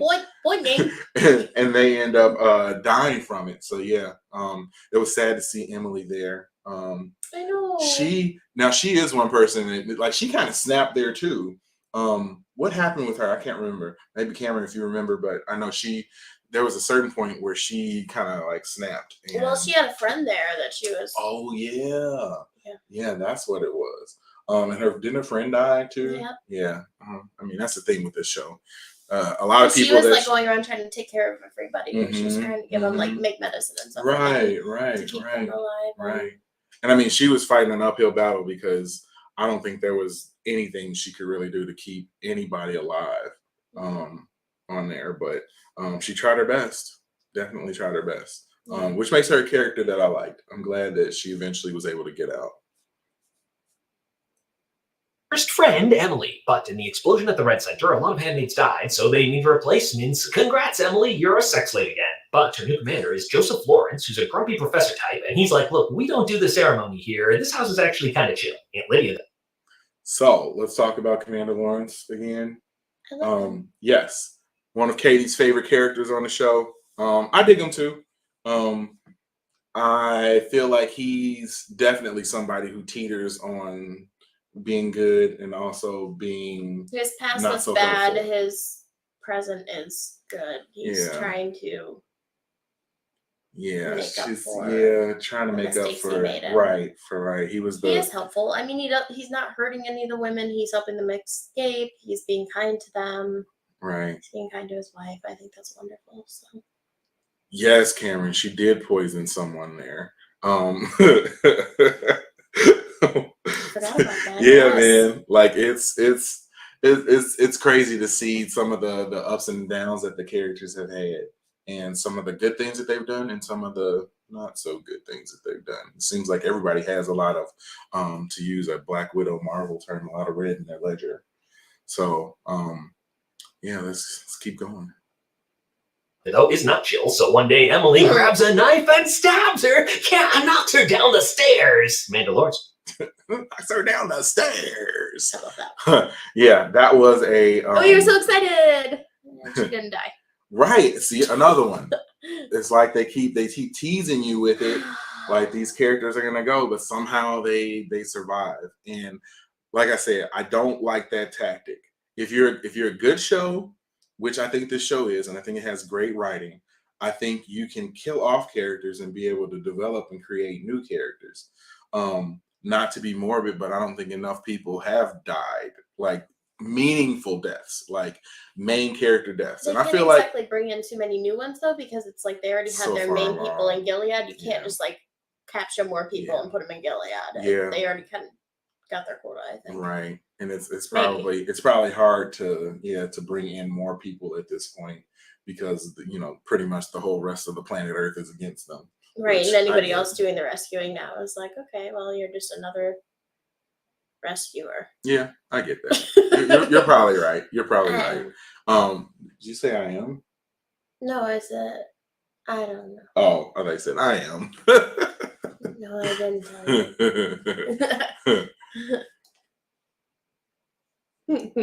She's going to help her escape, so as Jude's waiting for the cannon to track down her friend Emily's coming with. But at the last minute, Jude decides she's staying behind. What? Jude, no! Yes, her daughter Hannah is still in Gilead, though, and Jude's decided she's not leaving without her. Jude's staying behind to help with the resistance. And this is as good a time as any to make fun of the fact that 90% of the show is June dramatically staring at the camera. So, Which is true. Definitely true. Oh, where's your June stare at? Ooh, yeah, that's it. That's definitely it. All right, you can stop now. That's scary. Yeah, that's another thing, man. I think that a real person probably would have left Gilead at that point. Like, I know that there's, this isn't real and this is a show, so you had to keep her there. But I feel like 99% of real people presented with that situation would have left Gilead and then tried to get their child back from the other side. Like, I don't feel that that's necessarily the most effective way to bring somebody back is by staying there. I feel like that made her journey to try to get Hannah back even more difficult. Yeah. Breaking the fourth wall. Yeah. Yes. Big time. Big Can I time. have a time out to get more water? Yeah. Go for it. I'm Go for parched. it. Go for it. Would you like something? Ouch. No, I think I still got some of my energy drink left. Okay. Yeah. Breaking the fourth wall, Deadpool style for sure. If you are watching the show, I'm JD. Katie left real quick, but this is the Handmaid's Tale Season 5 premiere watch party. Thank you for rocking with us. We are recapping seasons 1 through 4 right now. Your price of admission is hitting that like button and that subscribe button. So please do that. If you like what we're doing, even if you don't like what we're doing, support us a little bit. and hit that like button and that subscribe button. So let's continue on with the recap. So now June comes back like, hey, I got the baby to Canada. Serena, though, is still in some kind of mood. She decides to burn her house down. June's like, yeah, girl, I get it. Let that mother burn. So the Waterford house is toast.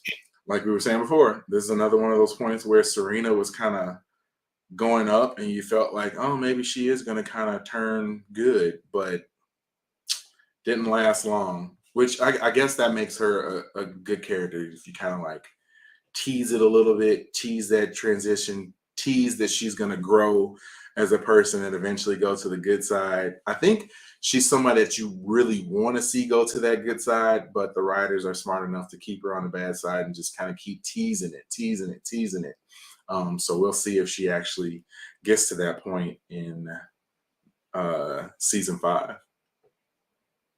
June gets transferred to a new commander. She's no longer of Fred. She's now of Joseph. Unfortunately, though, he's not actually a part of the resistance. She tries to convince him he should do more to help, but he's like, yo, there's only so much I can do. He doesn't much care what you get up to, though, as long as it doesn't cause any trouble. So some of the Marthas like to meet up here to talk resistance stuff, and June's like, yo, girls, I'm in. Now, Emily and baby Nicole did make it to the safety of Canada. She meets up with June's husband and Luke and her best friend Moira, like, hey, guys, you're the godparents of this baby now. Remember, right before she escaped him?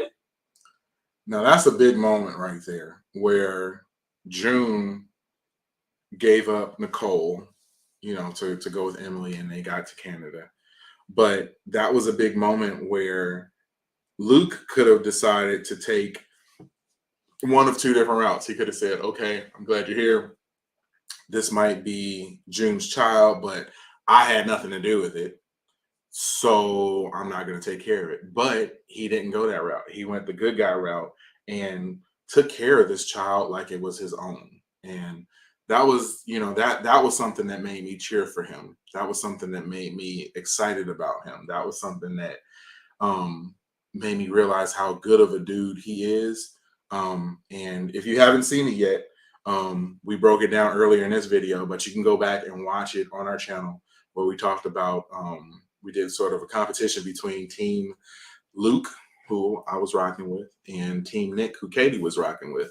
So you can go watch that video, cast your vote on that video as well, if you're Team Luke or Team Nick. But yeah, I definitely feel like he did what a real man, quote unquote, would do, and that is take care of a child, even if that child isn't his own. Do you know where a phone charger is at? Can you grab one? Okay. All right. So we're going to jump back into this.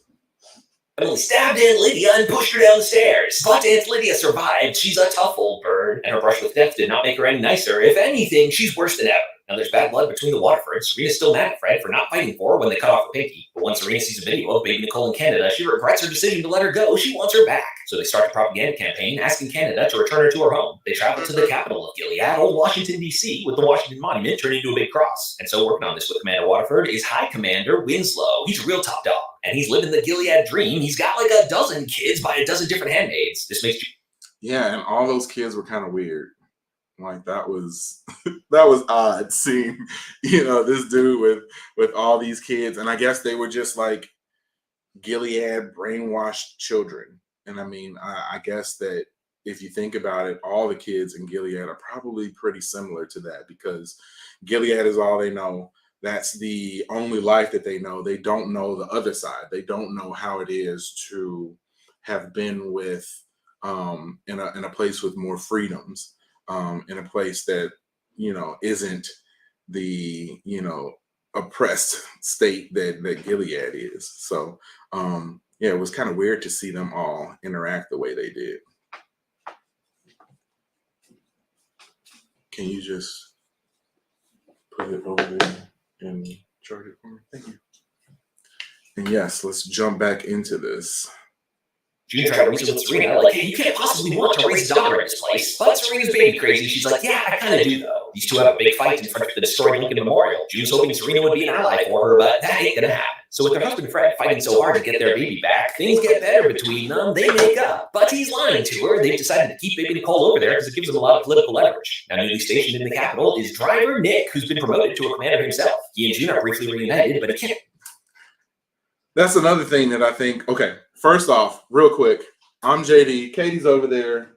She's a handmaid. She goes by Up Jeremy. But thank you for checking out the Handmaid's Tale season 5 watch party tonight. We are previewing, or we're recapping seasons 1 through 4 right now. We will be previewing season 5 shortly as we get closer and closer to it premiering in T-minus 1 hour, pretty much at this point. 1 hour and 2 minutes, it should be online. So we're getting close. If you like what we're doing, please hit that like button, hit that subscribe button, and support us. Looks like I came back at a good time. Yeah, you did. Your boy Nick. Let's talk about Nick real quick. One of the things that I would like to see as we get closer and closer to season 5, and as season 5, gets going, I would love to see some of his backstory. Like, what was he doing before Gilead turned into Gilead? That is. Does he have a family? What he just sort of. We know nothing about nothing. Yeah, they didn't give us anything about him. So I'm wondering if they have to. I would think that they have to at this point. That's something that I know a lot of fans have been asking about. So yeah, I really want to see if they break down a little bit of what he did before he made it to Gilead. Can't really use his newfound powers to help. They're shipping him off to the front of Chicago to brutally quash the rebellion there. Yeah, he's just in too deep. So back in the Boston area, a friend tells June where her daughter Hannah goes to school. June goes to Mrs. Lawrence for help, but she's a reclusive shut-in. She's got some mental issues, including high anxiety. But June convinces her to go for a walk and befriends her enough that she's like, yeah, let's go find your daughter. But with children so rare and valuable, schools are heavily guarded. June can't even see her, just hears her across the wall. To avoid future incidents, they now transferred Hannah far away. Even Commander Lawrence doesn't have the files. But this ordeal's made June realize that she was being selfish, thinking only of her own daughter. All the handmaids have kids around the area, and June's got a new mission. She wants to get them all out. But soon after, they get some visitors on ritual night. Yeah, the higher-ups think it's suspicious that not a single one of his handmaids have ever gotten pregnant. They're here to watch, ensure he does the ritual. And so we thought June's days of being ritualistically raped were over, but it's happening again. He's like, yo, I'm so sorry about this. But she's like, hey, you made this world, now you gotta live in it. The silver lining, though, after this, he's all in. He's getting his wife out and gonna bring some kids with him. So they put it out through the Martha Network to see how many are interested in helping smuggle kids. If they send muffins, it means yes, and we got 52 muffins. Luckily, the Resistance has a plane coming in to deliver supplies, so June's gotta go back to the brothel Jezebels to convince the bartender who's running the plane to load it up with kids before he sends it back out. But she's recognized by Commander Winslow, and though she comes up with a pretty good lie for why she's here by herself, there's no way she's getting out of this without having sex with him. But no, she decides to fight back this time, grabs a pen and stabs him with it, then boom, kills this guy. June's gonna be hit. Now that was a pretty shocking moment too. I wasn't expecting her to have killed him or to kill him. I kind of thought that she was going to get away, but like she was pretty brutal with that. So I guess that was a little bit of foreshadowing how she was eventually going to do with Fred at the end of the season. Mm-hmm. But yeah,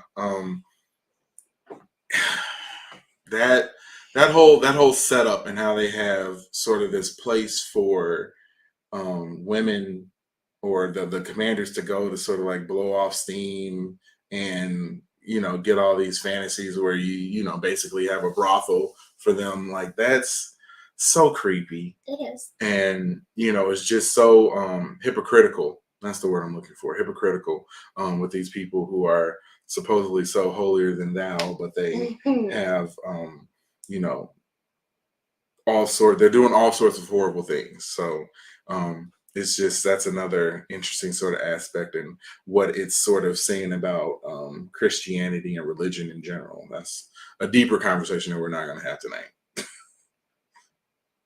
He in big trouble, though. Luckily, housekeeping's here to help. And luckily, the next day, there's a bigger news story that overshadows his disappearance. Serena finally realized Fred was intentionally keeping Nicole over there for political reasons, so she's been talking to the American CIA to back-channel a deal to give up Fred in exchange she can live in Canada and have visitation with baby Nicole. But Fred's like, yo, Serena ain't innocent either. She got immunity for anything that the laws of Gilead forced her to do. But remember, she went outside the law to force... Another moment where I felt a little bit of sympathy/empathy for Serena, and I wanted her to do well. I wanted her to come clean, turn a new leaf. Yeah, like I thought that was gonna be an opportunity where she could sort of have a reset, but nope, it did not turn out that way. Thanks for checking us out. This is JD. I'm Katie. and you are watching the season 5 premiere watch party for The Handmaid's Tale. Yes. Please hit that like button, hit the subscribe button as soon as you can.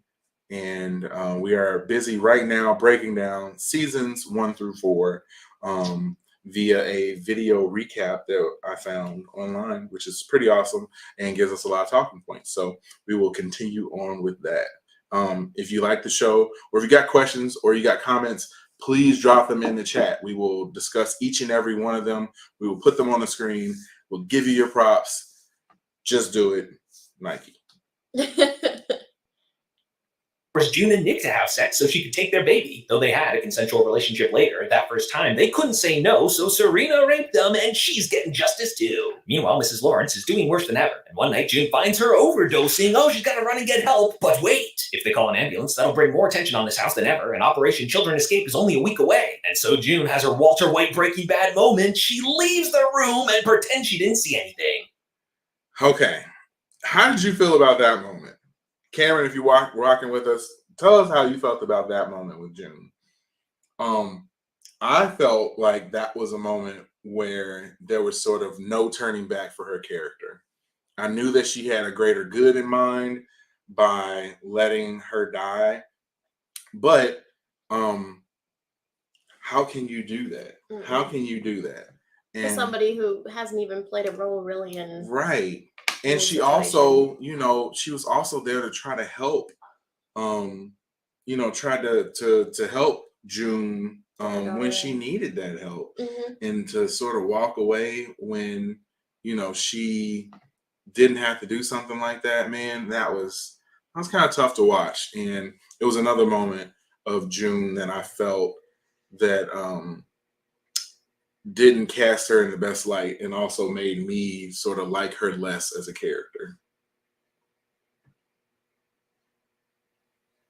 And so finally, the big day is here. Under the cover of night, the Marthas bring the kids under their charge to the house. And so they journey through the woods, make it to the airport. But no, why is there security here? June's like, hey, I'll distract them. You take the kids around the other side. But Janine's like, nah, girl, handmaids stick together. And all the women are throwing rocks to distract him. In the end, June's leading this guy away through the woods. And oh, she gets shot. But when he goes to grab her, the boot pistol, blam, gets him. And the plane flies away. The plan worked. Over 50 children safely in Canada. Luke gets the bad news that his wife June is not on the plane, but the bittersweet news that she organized this whole thing. She's a hero. And as for June, she's okay. The bullet just clipped her, and the other handmaids are there to help. But now this group of about a dozen handmaids are extremely wanted, on their run, but they make it to the safe house. It's a country estate in the middle of nowhere, so not many visitors. Commander Keyes has gone senile. He has no idea what's happening, so it's his young wife, Mrs. Keyes, who's happy to host some resistance heroes. And you might think the commander's wife has had it. I did not like her. All right, Mrs. Keyes, we'll talk about her in a second. But Cameron said they probably wouldn't have gotten the kids out if they did get help for her. Yeah, I think that was the point. I understand that, but like I guess it was just a really difficult choice for her to make. And I know that she looked at the situation with the kids, and that was the ultimate goal. But I wish that there would have been some way that she could have helped her survive. Me too. I really do. She was a nice lady. Right. And obviously had some, some mental difficulties. Yeah. And also for Commander Lawrence too, like, that was the one thing that I think that he was, really good about, was trying to take care of her. So, June was also hurting him by doing that. And I guess that it's all sort of justified by some of the things that they've done in the past. So I get it. But I really wish that they would have done, if I was in that situation, I probably would have saved her, even if that meant, sabotaging Mayday, just because it'd be so hard to see someone, just die. Yeah. Cameron says she could have tried to get her to throw up the pills, though. Yeah, I think she really could have done something. I mean, there's a lot of at home. Yeah, remedies. Right. And I wonder, induced vomiting. So. Right, if that, and I know it probably would have brought some heat on them. Where was Commander Lawrence at during this time? Was he there?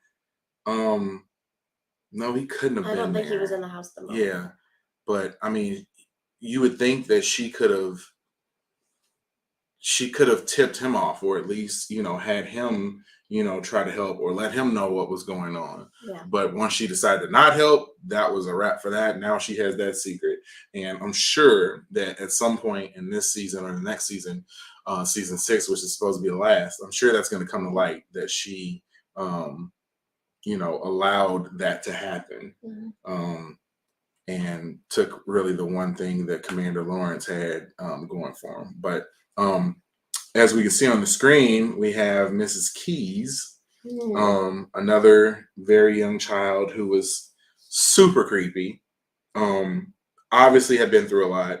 Obviously had so much trauma, with her that it just led her to be a I won't say a bad person, but someone who's very dark and troubled. Yes, very troubled. Very. Troubled is a perfect word for her. Yeah, Yeah, she went she's through a lot. kind of a creepy one. Yeah. She's real creepy. And what was creepy too is how she kind of like gravitated towards June and kind of like was obsessed with her. Yeah, like she was kind of like almost motherly. Or like wanted a mother. Yeah, wanted a mom. And I guess that's understandable because she's a child herself. So I guess I kind of get that. But and she hated Janine.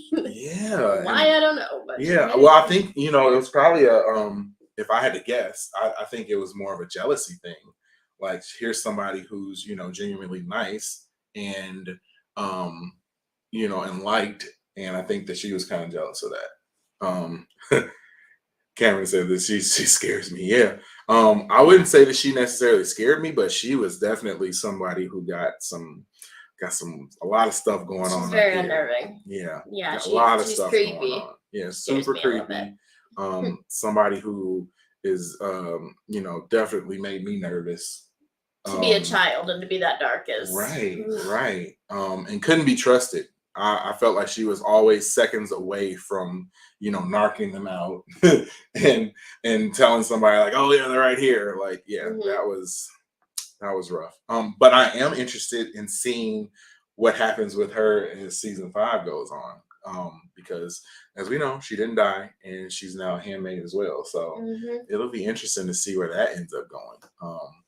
If there's going to be more development with her character. I hope she isn't somebody that they just like act like they don't exist anymore. That would suck. So yeah, I definitely hope that they give us a little bit more. Better than the handmaids, but she has not. She's also been raped by her husband and all the guards in the area. In fact, they capture one of them, so June strings him up, and it's like, all right, girl, you can kill him. It's like, yeah, girl, get that revenge. But also, June, should you have let the 14-year-old do it? It's complicated, I guess. Pretty soon, June sneaks over to a nearby. Yes, let's get to that part. I don't like that at all. June almost like just helps drive her crazy. Right. Like I know you're already a dark and twisted soul. let's twist you up a little bit more. Let's make you even worse. Yes. Yeah, I didn't like that at all. Like I felt like she could have went some other route with that. She could have done something else. Or at least if you're gonna kill him, they could have all stoned him like they're used to doing with people. But right, or at least to slaughter. Yeah, like they had them strung up and yeah, I know that these people have oppressed you, and they aren't the I guess like the nicest of people, but I don't necessarily always feel like two wrongs make a right, and this anything was definitely goes in Gilead though. Right, and I mean it'd be one thing if it was like June actually doing this, but June sort of whispering in her ear and telling her to like do it. I think she thought it'd be therapeutic for her to help her get past her trauma. I don't know. I mean, but okay, that I guess that gets into a whole deeper conversation. Like if does that sort of make your trauma if you act out on your trauma or the person who traumatized you, does that make the situation better? There are a lot of people who can probably that's I was gonna say that's not a question I can really answer. There's I think a lot of shows on that too. So yeah, maybe. Yeah, I don't know. States to meet with their Mayday contact. The fugitive handmaids can't stay in any one place for too long, so she's got another safe house lined up for them. But in the meantime, this house is a giant party brothel for high-ranking military commanders. June's like, yo, while we got them all here, we should kill them. Mrs. Keys, being a country girl, knows which berries are poisonous, puts it in the liquor at the party house. Yeah, drink up, commanders. Yeah, June, just winning all over the place. Until back at the house, oh, what? Yes, so yes, another time where June orchestrated the deaths of many people. Yeah. And I get that they're bad people, but man, it's a lot of death for Miss June. Setting up a lot. She's on a roll. Yeah, and she's sort of strung all these people along the entire time. So, and yeah, she's definitely like the puppet master. Even though she's definitely been a puppet at times herself, she's sort of gotten her power, and she's able to use it and use her influence and get people to do the things that she wants them to do, including killing dozens of people. But no, the Eyes found them! And leading this mission, the new commander of the Eyes, it is Nick! He's like, hey, June, sorry, I'm gonna do what I can to protect you, but I can't stop this. So June... Okay, one quick thing. We had a comment in one of our videos about how Nick could potentially be a double agent. And I kind of said that he would be a double agent because he currently works for Gilead and is supporting June, but maybe he's also giving Gilead, tips about what's going on with her, and they have a reason for keeping her alive. That would be a crazy twist. Yeah. And honestly, that would make me be a little bit more of Team Nick, because I like a good swerve. I like when stuff like that happens. So if he ends up being, I thought last season that it was going to turn like that. They made it seem like prior season that he was going to be a dark character, and that was one of my later. early guesses, was that this dude is definitely gonna be gonna double cross June, and maybe that's still coming. We'll see. But yeah, I would be okay with that development. Even I don't know if you would be okay with it, since I would not like that as a character, like him I'd as a be very character. sad. Yeah, but I would. I don't really care about him, so I want to see him do something crazy.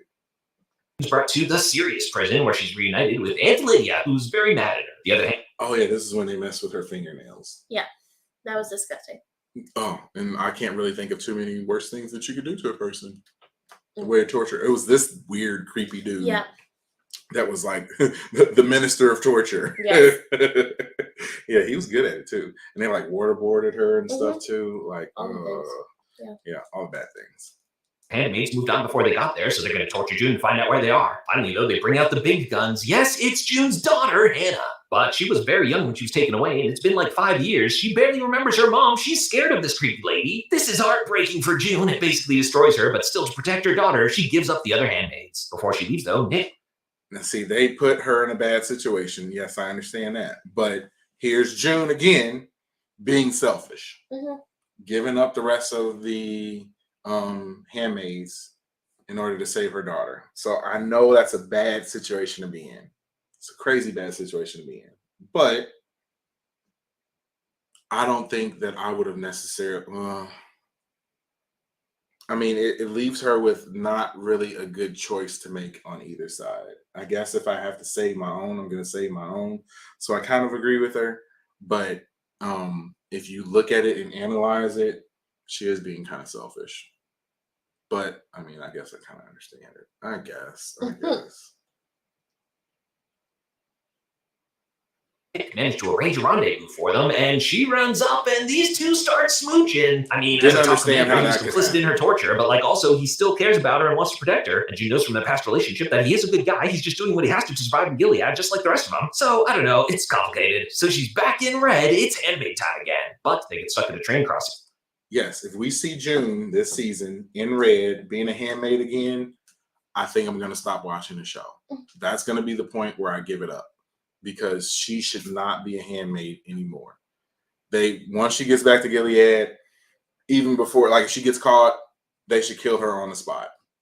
On the spot. As much as she's done to destroy that country and the things that they have built that country on, there's no way that they should be able to let her live. No way. And if she winds up, you know, in red, wearing her hood, being of somebody else, like, I'm legit gonna stop watching. Probably not, but I'll threaten it. I'll keep watching. And we're coming up on probably the best moment of the show, at least for me. The most shocking moment, the most emotionally effective moment. Yeah, this one hit hard. This coming up right here. Scene, and the guard's like, hey, I'm gonna go out and take a leak. And it's an incredible tense scene, as without talking, all these women realize that the only person guarding them right now is Aunt Lydia. So, June grabs her, they're making a break for it. If they get across the tracks in time, they'll have a huge head start. Should have killed Aunt Lydia. Now, there's a time where June decided not to kill somebody when the rest of the series, you know, she's been pretty ruthless. Right. So why wouldn't she? I don't know if she just didn't have enough time to kill her. I mean, she could have just hit her over the head with the thing, but right. Or I mean, because they were like, "You need to come. Like, this is your chance." Right. And yeah, I get that. I mean, she could have at least took her eye, since she, like, that's what I thought was gonna happen. Like, she an eye for an eye, right? She took Aunt Lydia took Janine's eye. I thought that June was gonna like hit her with that baton shock stick thing and like take her eye, like straight shot to the eye and just ruin her eye. Right. That would have been cool. Did not. Nope, didn't do it. Pretty good shot at freedom. Come on, run for it. Oh no, too late. Hit by a train. Out of all those minor character hints. Yeah, super shocking that happened. Mm-hmm. And I could feel it setting up. Like, anytime you have a slow motion run in like a train or a car or something is there, like, you know something's gonna happen. And just the fact that those were, you know, you could see Janine and June like a little bit ahead, and you had some people like lagging back behind. Mm-hmm. I kind of felt something was gonna happen, but then I was still shocked when it happened. Yeah, I still wasn't like. Yeah, that was. I didn't predict that. Super emotional moment. Like, didn't cry or anything like that, but it was heavy. Yeah, it was definitely heavy. That's the perfect word for it, heavy. Handmaids we've gotten to know and love over the course of the series. It's only June and Janine who survive. These two decide their best bet is to hop a train headed for Chicago. Remember, that's the front where the resistance is still fighting. And luckily, this train is ambushed by the resistance, so June and Janine off to the war zone of Chicago. Now, back in Gilead, Commander Lawrence is in big trouble because it was his handmaid June who helped all those kids escape. So at first they're going to execute him, but he's still the smartest guy they've got in terms of macroeconomics and international relations, so they decided to keep him alive as consulted. He's like, look, to improve diplomatic relations, we need a ceasefire on the Chicago border to allow humanitarian aid in. But the other commanders don't want to listen to him. Meanwhile, Aunt Lydia, after letting those handmaids escape, she's being pushed out, forcibly retired. So she goes to see Commander Lawrence and demands to be reinstated. She's like, hey, I've got all sorts of blackmail on you about stuff you've done that's not legal in Gilead. But Commander Lawrence is like, hey, I have no power here anyway, but do you have blackmail on the other commanders? Indeed she does, so these two use that to get Aunt Lydia reinstated and Commander Lawrence officially back in power. Unfortunately though, right before the ceasefire, they decided to do one final bombing run. Oh no, June, run girls! June is shell-shocked but alive and probably shouldn't have survived that. I know you're not going to kill off June at that moment, but I mean, you got somebody, they're legit bombing the place, and somehow she was able to survive. Like, not really the most realistic point in the show, but I get it. I thought Janine had died though, because remember they took a long time to get to that point. I definitely thought to show that like she was still alive. And I'm glad that they kept her alive. Like, legitimately, she's Janine. Tough. She always hangs in there. Yeah, and Janine is the one person that I don't want to see die. Mm-hmm. Probably more than any other person on this show. She's the one person I don't want to see die. And knowing that I feel that way, and knowing that a lot of other people feel that way, they're going to kill her. They're going to kill her. They're either going to kill her or she's going to like sacrifice herself for them, or, you know, something. Like, either way, I don't think she's going to make it out of this season. That's a prediction that I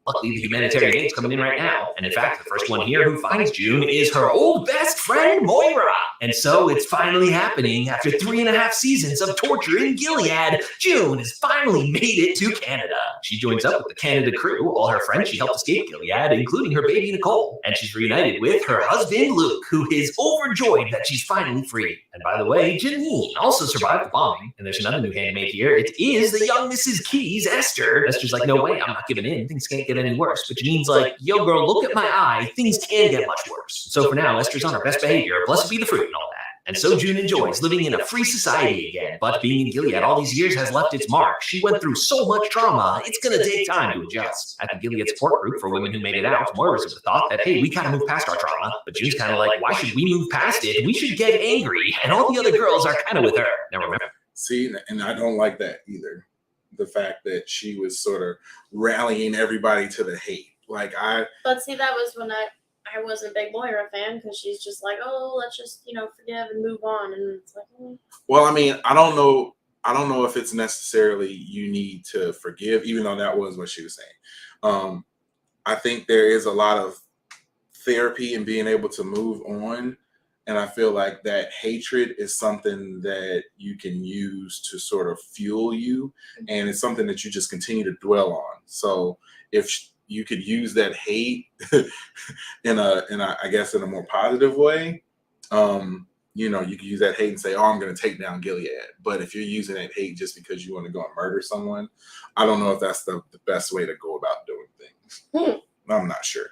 I don't think that's the best way. Remember, also in Canada are the Waterfords, Fran and Serena. But soon Serena gets some very surprising news. She is pregnant. Last season, these two had an actual tender moment where they got it on. But how is this possible? Yes. Cameron, I am 100% with you.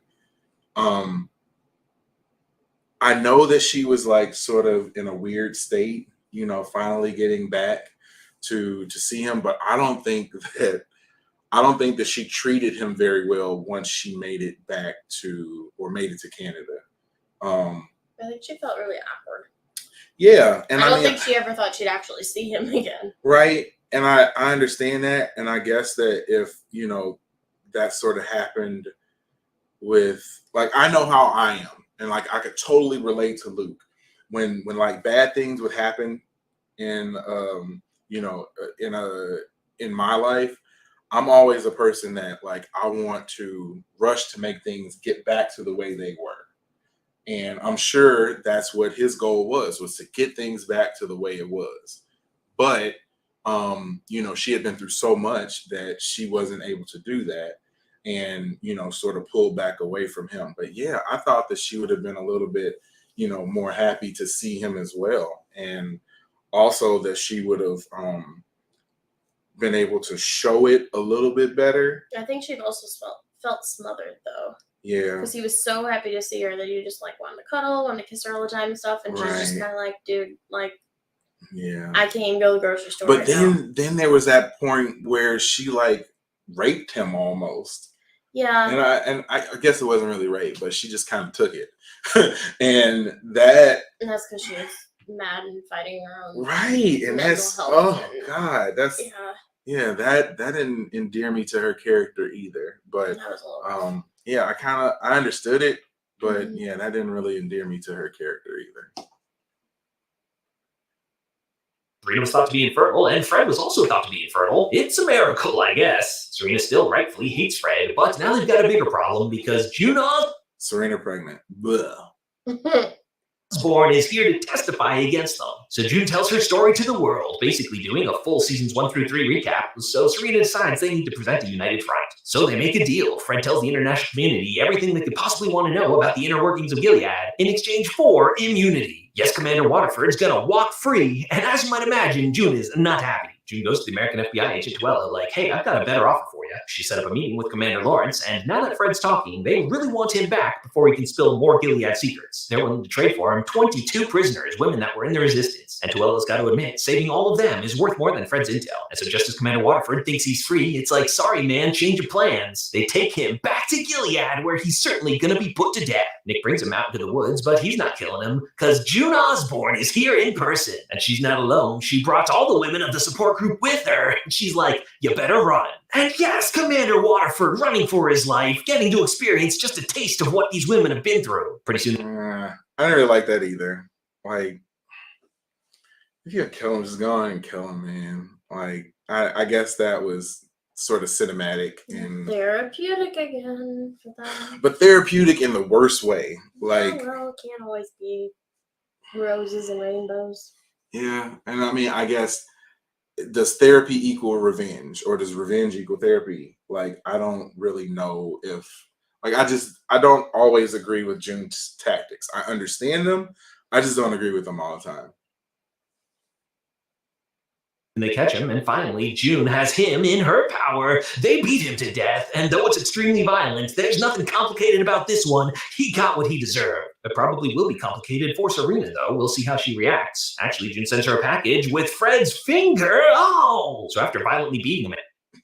Yeah, and that, like, I get that you you hate Serena, but it's just like that, taking that extra step. Like, I'm not gonna just kill him. I'm gonna beat him to death, and first I'm gonna chase him down. I'm gonna make him run, and then I'm gonna let him think that he's gonna survive. But then I'm gonna kill him, and then on top of that, I can't just kill him. I have to now get Serena as well, and send his finger in the mail to him. Like, that's wild. That's wild. Man to death, June goes on home and doesn't bother taking a shower. For Luke, this might be too much. He was all good with him getting sent to Gilead and executed, but June doing it herself in such a brutal way? I mean, that's a lot. And June reckons, I don't think that he necessarily was mad that June did it in such a brutal way. I think he was more so mad that he knows that June is right back in the stuff now, like right back in the middle of everything. And this right is how back, she is. right. He was hoping that she would be able to get right, be low key and be cool. Like, like, you already have done so much. Now she's at the point where she's like right back in the middle of everything. You just did something that's going to bring so much heat on you that, man, I might lose you again now. And I think that was that look, more so than him being mad that she killed him, in such a brutal way. I think he was just mad, like, dang, like, here we go again. Like, you've done this, and now we're going to have to worry about our family being broken up after I just got you back. Yeah. And that sucks. I hate that, that June is that type of character. And again, like I said, ultra selfish. Like, think about Luke, think about Nicole, baby Nicole. I was gonna call her Baby Nicole. Baby Nicole splattered in blood. Yeah, think about Baby Nicole. Baby Nicole. And maybe not kill the guy in cold blood, because now you're pretty much gonna be wanted, have all the heat on you yet again. Recognizes this. In fact, she says, I'm gonna go, and that's where The Handmaid's Tale season 4 comes to an end. If you like this recap. So yeah, big shout out to Man of Recaps. I love his channel. But yeah, that's pretty much everything, and that's where we're at. I love that we only have 30 minutes left. I've timed this perfectly. But yeah, we only have 30 minutes left until the season 5 premiere begins. Big shout out to everybody who's watching. Big shout out to everybody who's going to watch this after the fact. Please hit that like button, hit the subscribe button. Cameron, I'm not sure if you've done it yet. Please hit the like button and subscribe button if you haven't already. I'm demanding that you do it. Yeah, I mean, if you don't want to do it, and that's gonna make you leave, like, okay, don't do it. But we would really appreciate it if you did it, if you haven't done it already. But yeah, that was seasons 1 through 4, man. Real good summary of all the big key events. Gets me hyped for the upcoming season. And I think now we should. Oh, you. I think now. Oh, yeah, you did. Thank you. Thank you. Much love. Much love.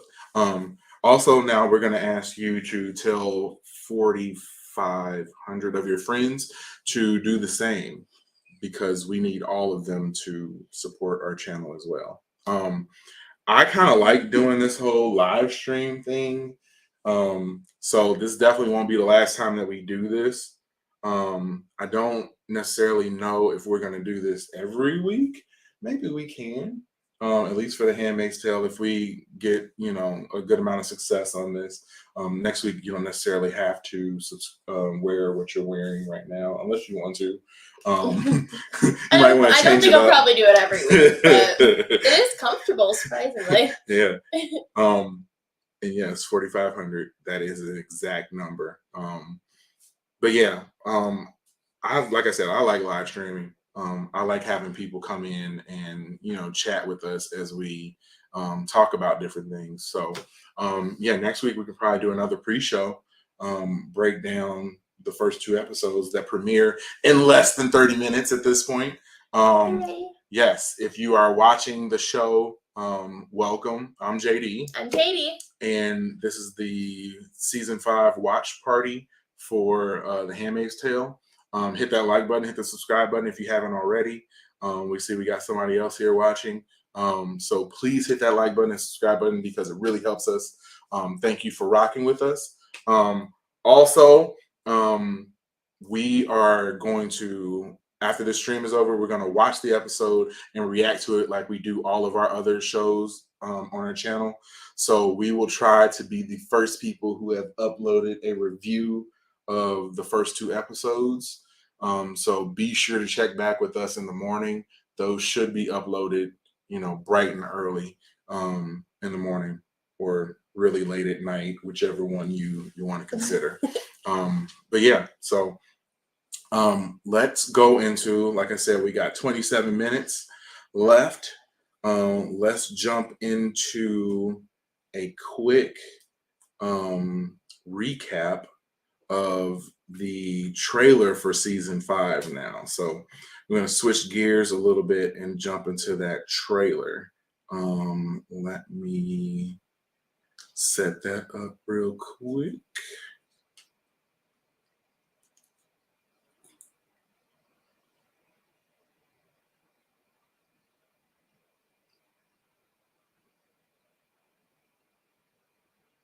All right. Boom. There we go. So we also did a full breakdown of this trailer in one of our videos. So if you want to go back and watch that, you can.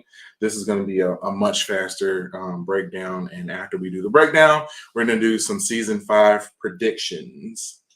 Or actually we'll do some season 5 headlines for reviews that they've already uploaded to the internets. Okay. So yeah, let's watch this trailer real quick. Okay. He was a monster. The founding father of Gilead. He took away our country. He had to pay for what he did. I killed him. And I loved it so much. Dark June. Even darker. June tore him apart. I need her to know it was me. June, do you want her to come after us? Selfish June. There's no way that she could have gotten to Fred on her own. Serena doesn't know what happened. It doesn't matter what she knows. It matters what she believes. Serena has the world behind her. She is bringing you here. Gilead. My job is to protect you. Don't you dare tell me you can protect me from her! Spirit can be very dangerous. She will always be dangerous. I think you scared Gilead as well. The Handmaid killing her commander. I don't think they'll be able to let that stand. June Osborne is a cancer. We have to cut her out. consequences for disobeying God. Gilead wants to see us suffer. Just keep yourself safe. Everything you want to know about Hannah, it's right there. They're not going to be looking for somebody going back into Gilead. I'm going. I'm going with you. If you're not careful, she'll pull you in with her. I pray for our children. May they live a life without all of this hate. Dear God, may they do better than we did.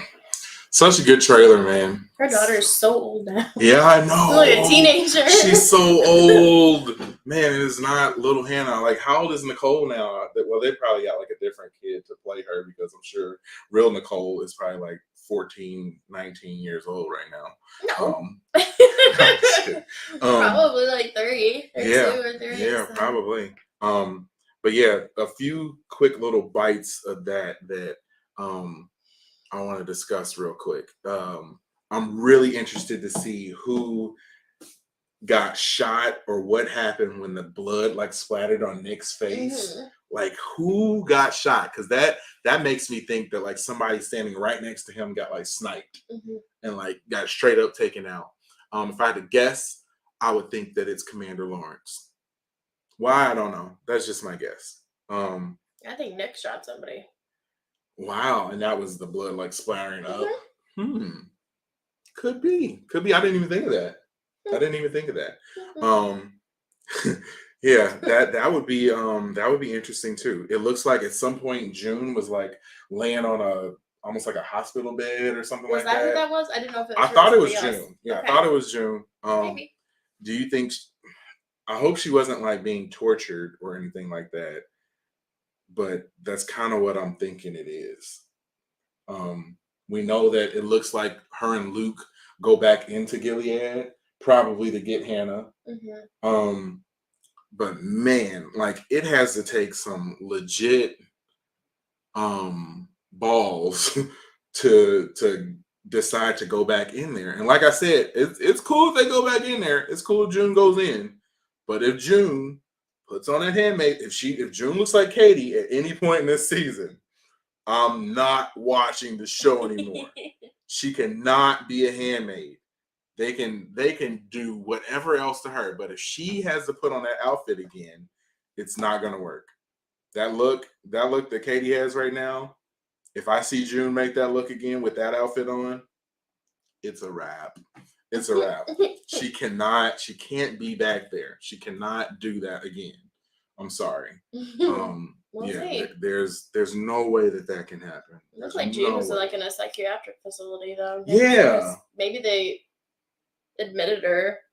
Well, I mean, because she's doing too much and like her fame, like maybe she has like a breakdown or something. Or yeah, there were a lot of points in that trailer where June was looking like she was in bad shape. Yeah, one of my big predictions that I have for season 5 is that that Serena is going to sort of ascend up the ladder in Gilead now that Commander Fred is dead. I think that Gilead is gonna need to have someone that's a woman sort of be there to vouch for what they do. And I think that's a misstep that they had the whole time. Serena was the perfect person to do that. She had been that person, but they didn't want to, they don't want to have her be sort of front and center. Like, I think you need a woman to sort of sell that to other women and to sort of sell and sort of shift that, the court of public opinion. And I think that somebody's going to be smart enough to make that happen at this point. And I think Serena's going to push that sort of thing as well. And she's going to ascend up the ladder a little bit and become powerful, or at least more powerful. Yeah, this is a prediction. I mean, hey, I don't know anything. I'm just a guy. Just watch stuff and talk about it. So that's just one of my guesses. Also, while we're doing this, if you got predictions, go ahead and drop them in the chat. and I'll read them off as they come. Who else? Moira. I don't really like her still. I don't really have too many reasons to not like her. I just really don't. She's not very interesting. Janine will be interesting. My big prediction with Janine is that somehow she's going to die. And it's going to be very, very tough for us to watch. And it's going to be hard for us to deal with that. So like I said, she's the one character that is, good in this show, and to see her go is gonna rip everybody's hearts out. And I think that the people in the show they realize that, and they know that by killing her off, it will garner a huge response out of people. Mm-hmm. So even though we don't want to see it happen, I think it's going to happen, unfortunately. So that's something that we got to kind of brace ourselves for. At least that's what I think. Mrs. Keys, I can't remember her first name, but she's going to be a handmaid. I don't think she'll make it out the season. she's definitely batty. And she's gonna go off the deep end and try to take some people out too. She's trying to be little mini June, and they're gonna do something to her, and she's gonna get a whole bunch of people and take them out. Like, I feel like she's easily that type of character, and is definitely gonna take out a whole group of commanders or aunts or something, and wipe them all out. Who else did we have, or was there anybody or anything else? I don't think so. I don't think anybody. Yeah. Yeah, and like I said, if you got predictions, throw them in the chat. Those are pretty much my predictions for season 5. That's where I'm at. Can't wait to watch it and see what else comes up. But right now we are about 15 minutes away from the premiere being available on Hulu. So like I said, we're going to set up our computer and watch that. We can't watch it online, of course. But we will do our normal reaction video to it. And that will be uploaded later on this evening. So we will probably be the first people in the world to react to and review the show. I just want to believe that. So if you're watching this now, be sure to check back again tomorrow, or whenever you wake up, or if you wait a few hours, probably around 3 a.m., it'll probably be uploaded and there for you to watch it. I need more coffee, but I'm ready. Oh my God, yeah. Yawning on stream. What a I'm trying. I'm hanging in there. It's 3 hours past my bedtime. I've been up since 4 a.m. I'm aware of this. I get tired easier. But yeah, while we do this last few minutes, if you're in the chat, please drop in, say what's up to us. We see we got some new people watching. Yeah, say what up in the chat. Let us know where you're from. Let us know how you're going to be celebrating tonight as you watch the show. And Cameron said, I took a 4-hour nap after I got off work for this. Okay, so you took a 4-hour nap to watch our stream, or you took a 4-hour nap to watch the show? Don't answer that question. I'm just going to say you took a 4-hour nap to watch our stream. Thank you. We love you. But yeah, please get in the chat and comment who you are and where you're from. We'd love to know as we get closer and closer to the show debuting on Hulu in about 15 minutes. So real quick, there have been a bunch of reviews that have already posted online. I promise not to post any spoilers. I made sure not to really read the articles. I just sort of looked at the headlines.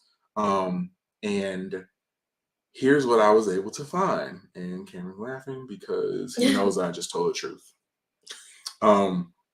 Let me change this up real quick. I'm going to stop sharing that.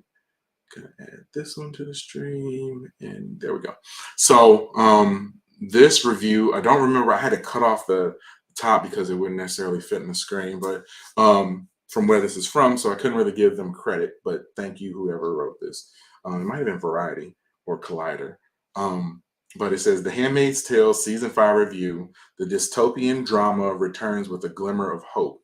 This season begs the question, what are the consequences for our actions?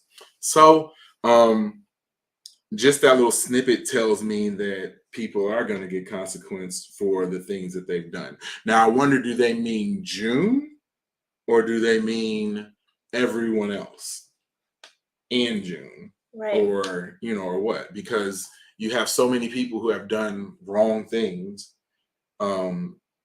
Who's getting consequence in this situation? Who deserves to be consequenced? Who has done actions that are bad, but they don't deserve to be consequenced? Like this is interesting to see that that's going to sort of be a theme, going into this season. And it says that it's going to have hope. I guess hope isn't something that I've really thought about as far as this show is concerned. I don't really have a lot of hope that Gilead is going to change. Like, I wonder how it's going to end. Like, how is Gilead just going to continue to be Gilead? Is it going to be knocked down a peg, but still, still be Gilead? I would imagine that they've done so much with that country at this point that pretty much no matter what, it's going to still be strong enough to, even if you have little splinter groups, and that are sort of underground, that it'll be strong enough to keep that ideology still alive. So I can't really imagine that it would be much different, even if they are able to sort of knock things down a little bit. But yeah, I want to see what hope looks like on this show. I want to see if they can introduce characters that will sort of infuse a little new life and hope into the show, or if other characters who are currently on there are going to be the ones that give us hope. And let's jump to one more headline that I see. This one says, The Handmaid's Tale Season 5 dives into the fractured mind. Season 5 of The Handmaid's Tale takes a deep dive into the fractured mental state of trauma victims.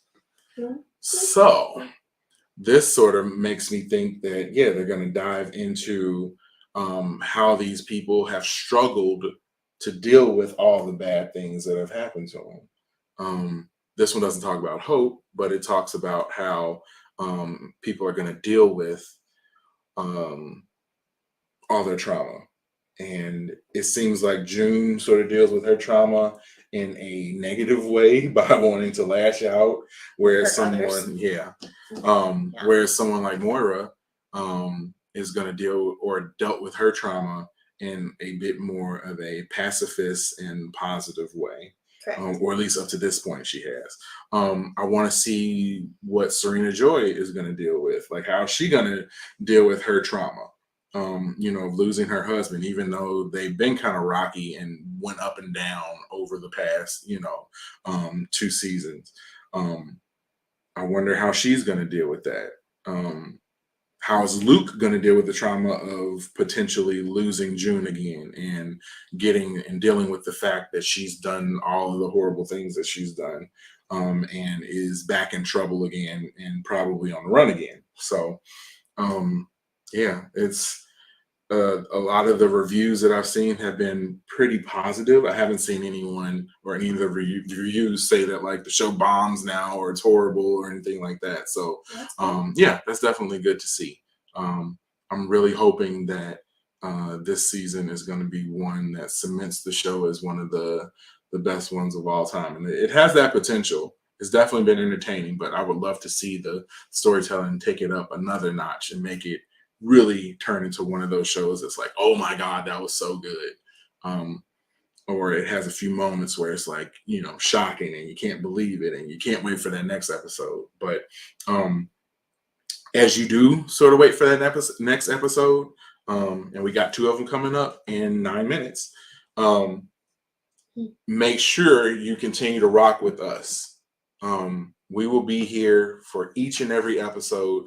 I think we might do a live stream before each one, and sort of talk a little bit about it. Definitely won't be 3 hours like it was tonight, maybe an hour. But yeah, we really appreciate each and every person for watching this stream with us tonight and watching us sort of celebrate this show as it is about to begin again. And if you have enjoyed what you saw, please, please, please hit that like button, hit the subscribe button. Whether you watched us live, whether you watched us, 2 years after the fact, whether you have now watched us and the US is really is Gilead, hit the like button, hit the subscribe button, because somewhere, wherever I'm at and wherever Katie's at, we would appreciate it. Yes, please. Even though YouTube is probably not a thing if this is Gilead, really. But we really, really, really appreciate you for hanging out with us and rocking with us as we celebrate season 5 being here. So instead of running all the way up to 11 p.m. Central Time, we'll give you guys a few minutes to go and jump and watch the show and get yourself set up. So like I said, we will be dropping the review and reaction of the first 2 episodes this evening later on. So probably 3, 4 a.m. when I should be asleep. That episode will be dropping. So we'll be the first ones on the planet to do it. And we need you to watch that and support it as well. Big shout out to everybody who watched today. Cameron, we really appreciate you, man. Yes, thank you. Thank you for hanging out with us. And please come back next week. Like I said, we'll probably do an hour's worth of recap and preview for that'll be episode 3. So make sure you come back from that. Bring your 4,500 friends, and we would greatly appreciate it. So without further ado, we bid you adieu. And I can't think of any more do's. Nope. So I'm JD. I'm Katie. Thank you for watching some stuff with us, and please support us, and we greatly appreciate each and every one of you. Peace.